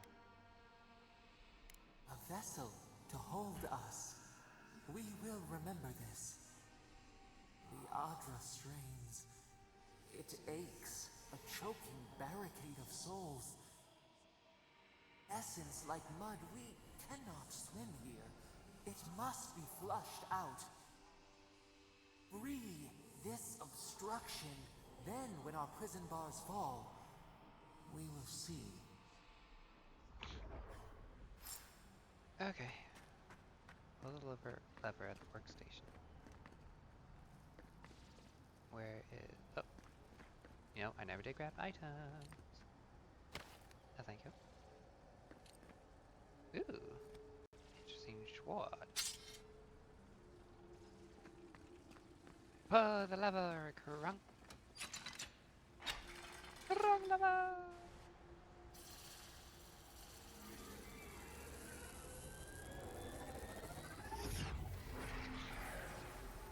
New earth to till, we flower.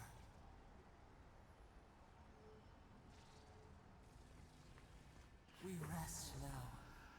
We must consider this. Interesting. What do you think, Guy? No thoughts? Ready what?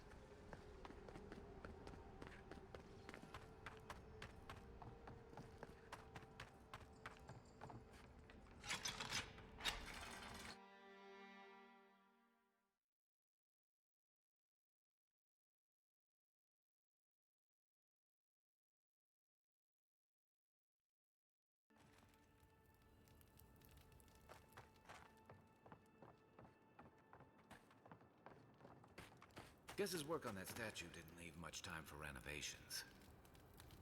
No. But hey, we don't have to worry about him anymore. Never thought I'd be so relieved to see Parodies. What's my weight at? There it is. 113.5 out of 156. Okay, that's not too bad.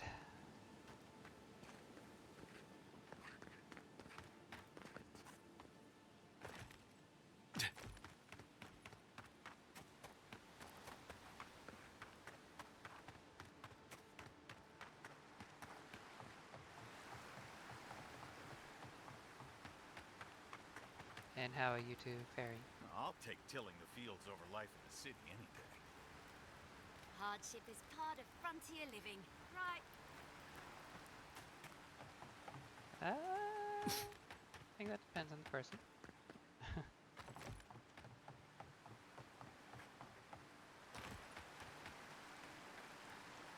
Did I explore that part? Just remember the map. A little bit.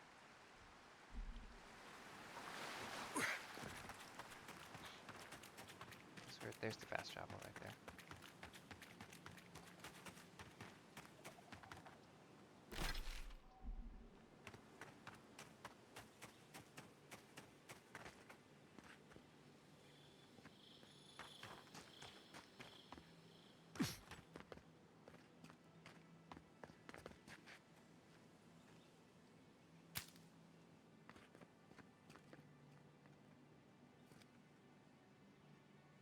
Oh, people. It's a village. Let's go take a look.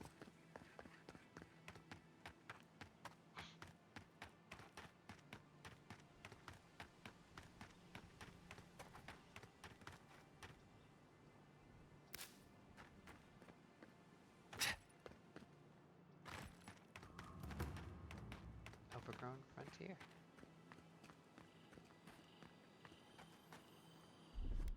Here it comes.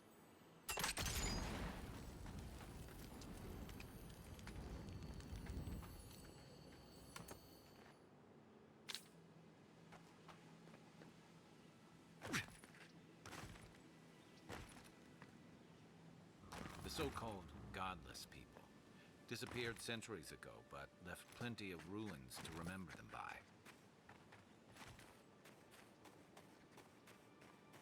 Apparently these are enemies.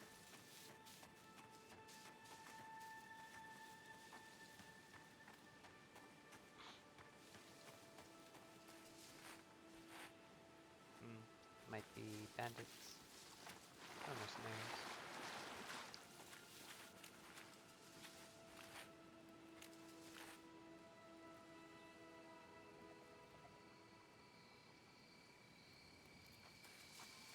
Yep, they are outlaws.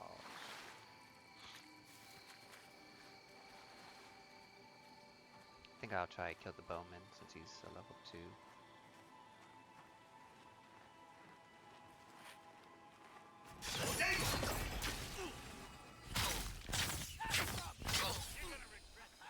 Point for you!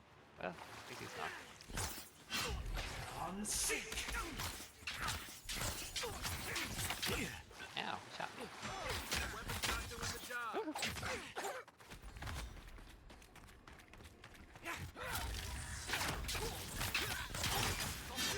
My turn. Unseen, You're right. On seek!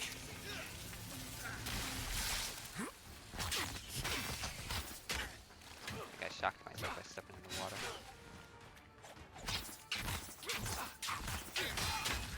On seek! In a minute. Give me a second. Oh, you already used it. Ow.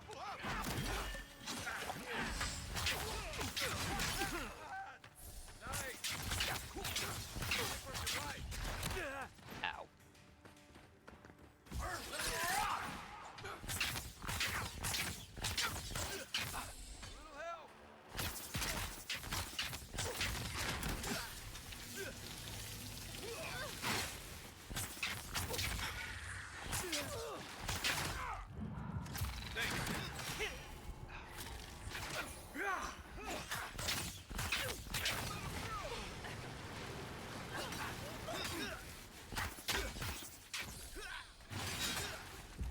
On seek!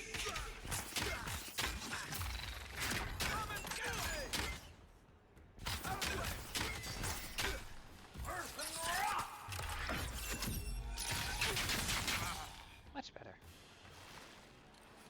These guys were actually difficult to kill. Who's ready for more? Ah, another bounty. Oh, looks like I got some bounties for breaking down uniques. Be mindful that unique weapons and armor can be broken down to gain rare materials, like Adra. I remember. Anyway, like I was saying. Oh, potion. I'm gonna have some money once I go and get those bounties back at Prepare the Beast. Which I'm about to traverse over to in a second.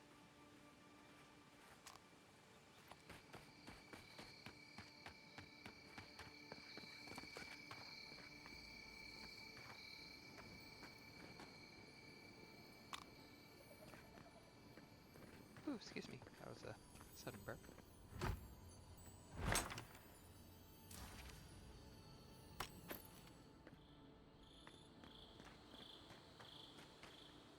Cribit. Arquibus. Arquibus. Arquibus requires both hands and shoot bows perfectly straight at long range. I was too busy trying to translate the name of the gun. Could not get the proper pronunciation of it. It was too late. Too late.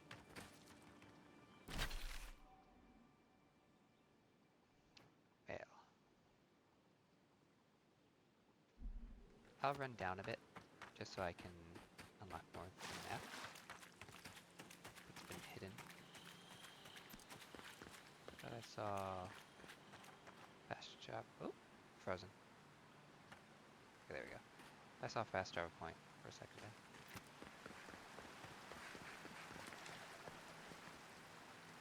Okay. I think I know where I am.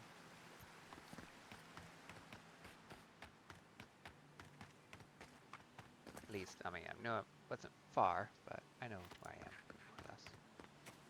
I never walked this way since I was in the spider cave, and then I diverged to a different path.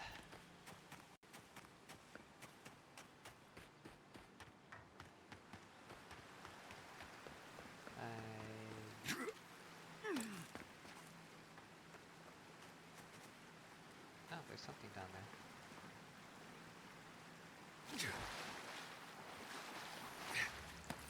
It's a bear.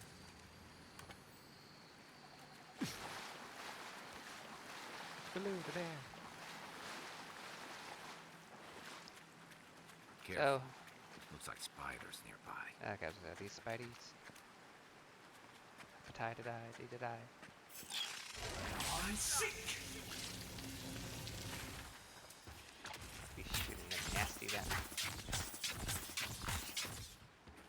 That chain lightning helps a lot.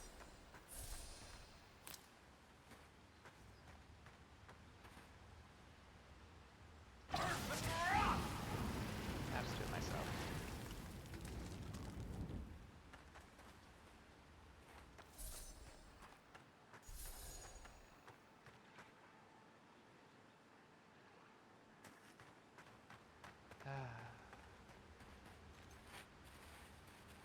Why does my mouse always come up? It's getting really annoying.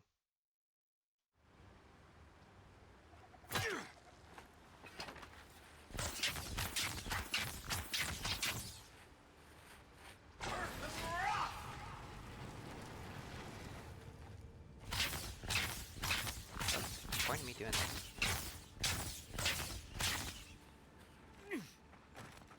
Because I did not like doing that.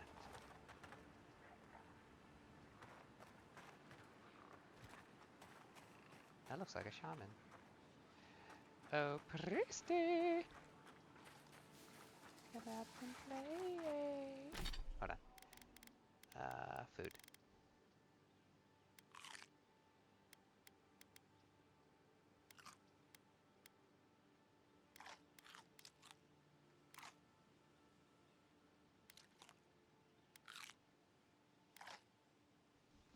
I do wonder if I can actually mix these ingredients. I probably shouldn't be consuming them like crazy. If I can make dishes later. I will keep I'm sick!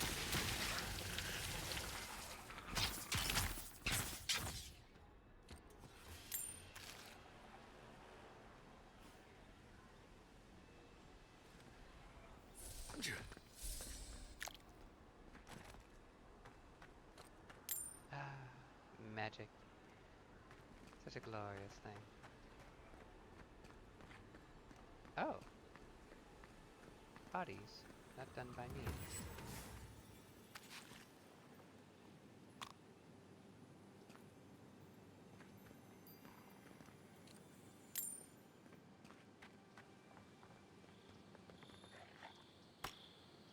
That's unfortunate.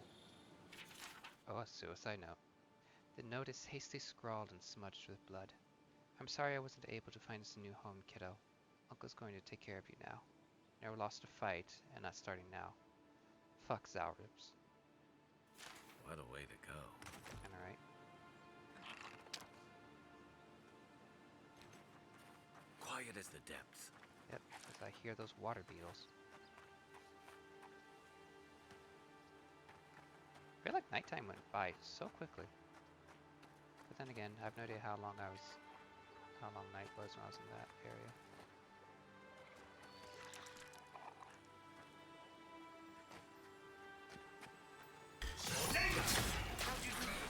Left leg!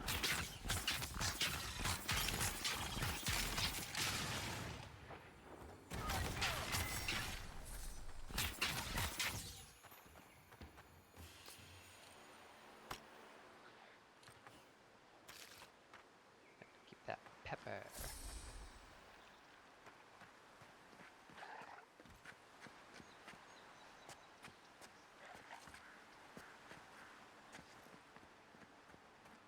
I love the fighting in this game, honestly. It's so good.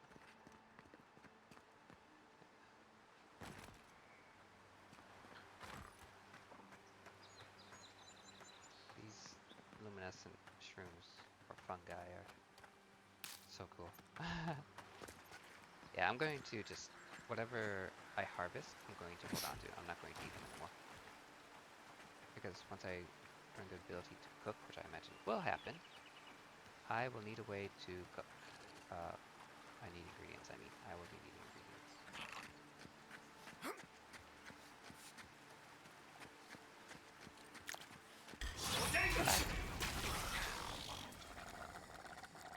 Surprised it doesn't turn into ash.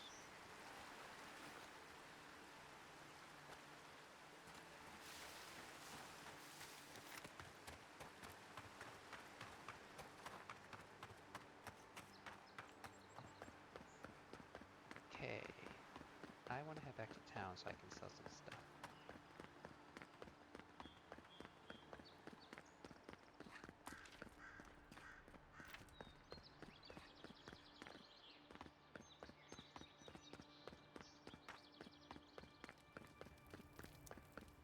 You know what, since I'm also here, I want to do some upgrades. Can I actually do this now, since I have Adra? Unique weapons can have their primary enchantment further improved or augmented at the enchanting station in party camp.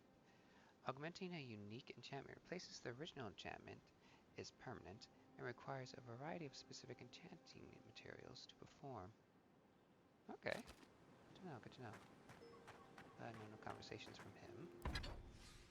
We upgrade my grimoire. Yes, please. Nice. Oh, I can't upgrade any more branches. Which I think I can do.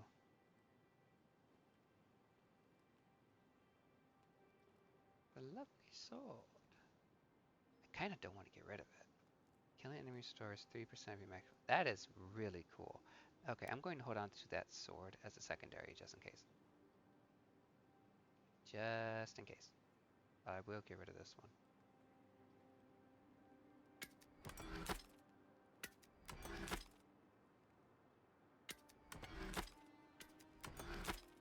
Can I not break this down? Huh. Oh, yes, I can. That's weird. Wonder why it was like that.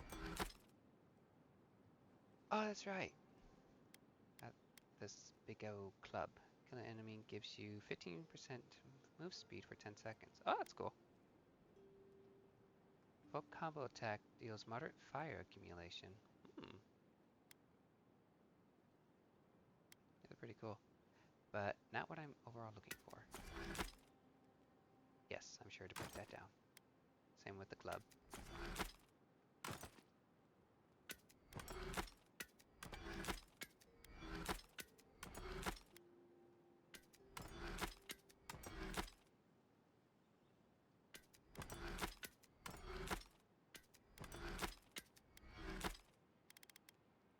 Oh, I'm missing one more just to upgrade that.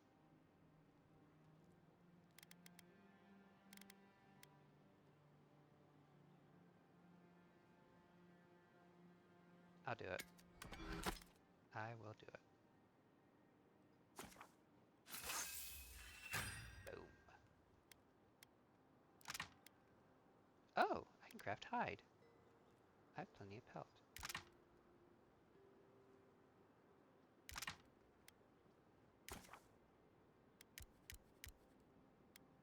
I'll make 5. Just for now. I don't want to go above and beyond.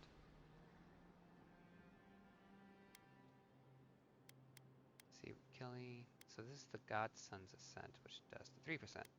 Killing enemy restores 10% of your maximum health. That's rather nice. Successful parry deals high damage to the high stun to the attacking enemy. That's cool.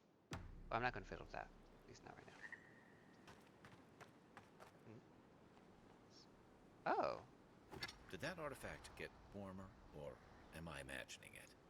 That looks right. Reviving companion grants rapid health and essence. Oh, that's so good. that would be, that's going to be really helpful. Because you go down enough times. Well, you went down. Oh, oh, oh, oh, oh. Cooking! You went down a couple of times, but still. Oh, cooking. I knew I could cook. I just didn't know I could do it now. Select a recipe to cook from the left side of the screen. You can view the resulting consumables and its effects, enhanced effects in the middle side of the screen. Select your ingredients on the right side of the screen. Ooh. Oh, this is nice. Too bad I used a lot of the veggies, but I'll make one of these. Can I not? Oh. So I guess it doesn't matter what kind of mushrooms. Oh, sweet. Awesome. Yeah. That's cool. That's from my perception, dexterity, my stamina. My hooga. Cool. Ah, the drinks.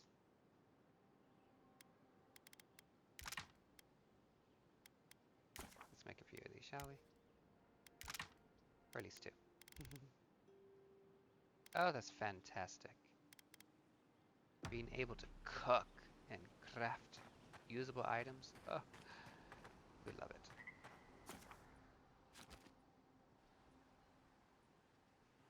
Awesome. Okay, I don't have to go. Well, actually, no. Thank you. I do want to go to town so I can find that bulletin board so I can get my rewards. So I think I have to go over this side of the city. I'll go in the temple to see if that's where the bounty is. Or the guild or whatever it's called. Nice batter, ain't it? I found it on the beach. Sorry, Envoy. The city's under lockdown by order of the Claviger. Rumors of plague and all that. Not much of a I've already rumor. told you, the city is under lockdown. Only citizens of Paradise can enter right now. I have traveled halfway across the world to be here. I'm not getting turned away now. Yes, you are. I'm sorry. I wish I could do more, but I have my orders. Fuck your orders! This is ridiculous! What am I supposed to do now? Unless you're keen on forging a path further inland, best I can suggest is that you find work in the shantytown or the docks. I can't believe this. The rest of you, stay put. Everyone will be allowed in as soon as the situation is resolved. Sorry, the door is locked. Doesn't matter that you have family here. No one's getting in without special permission. But my wife, my daughter, they're both in there. So you said. I'm sorry. There's nothing I can do for you. How about me? Apparently, I need to go in there. But I guess to do that, I must recover the Claviger and Ambassador. Okay, so this is the city, and I imagine that's where I get the bounties. So one way or another, I must Only Paradise residents can come in until acquire lockdown is lifted. the two people that I need to get for the main story. Like that.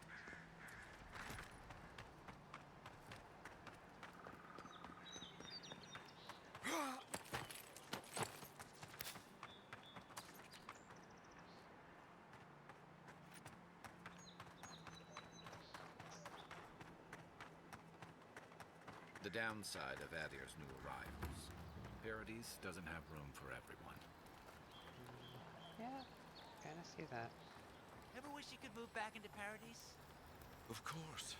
Nothing out here but liars and thieves. You take that back! There's some good people here. Yeah, all getting robbed by the liars and thieves. He's got you there.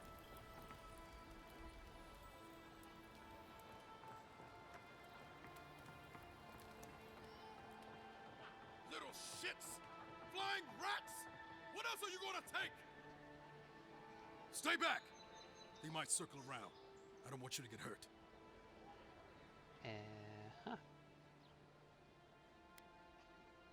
They've got my crew swollenets. The one treasure I have in this world, but no. I can't even keep that. I've climbed rigging for years. It's not like I can't fetch them myself, but... what if the birds knock me off?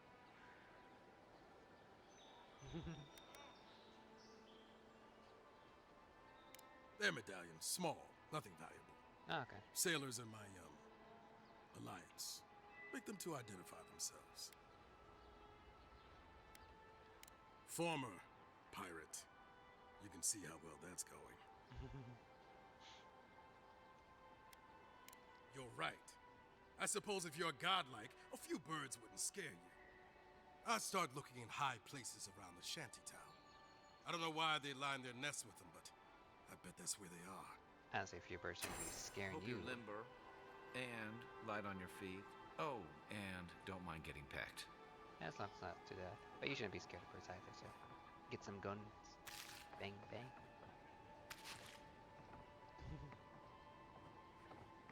Don't mind me. Just taking ingredients. Spoiled stuff. Ooh, an amethyst. Oh, that's right. I need to sell these amethysts. Ew. Oh, that's a turnip. That's good. That's poison. That's poison. Poison, poison, poison. Turnip.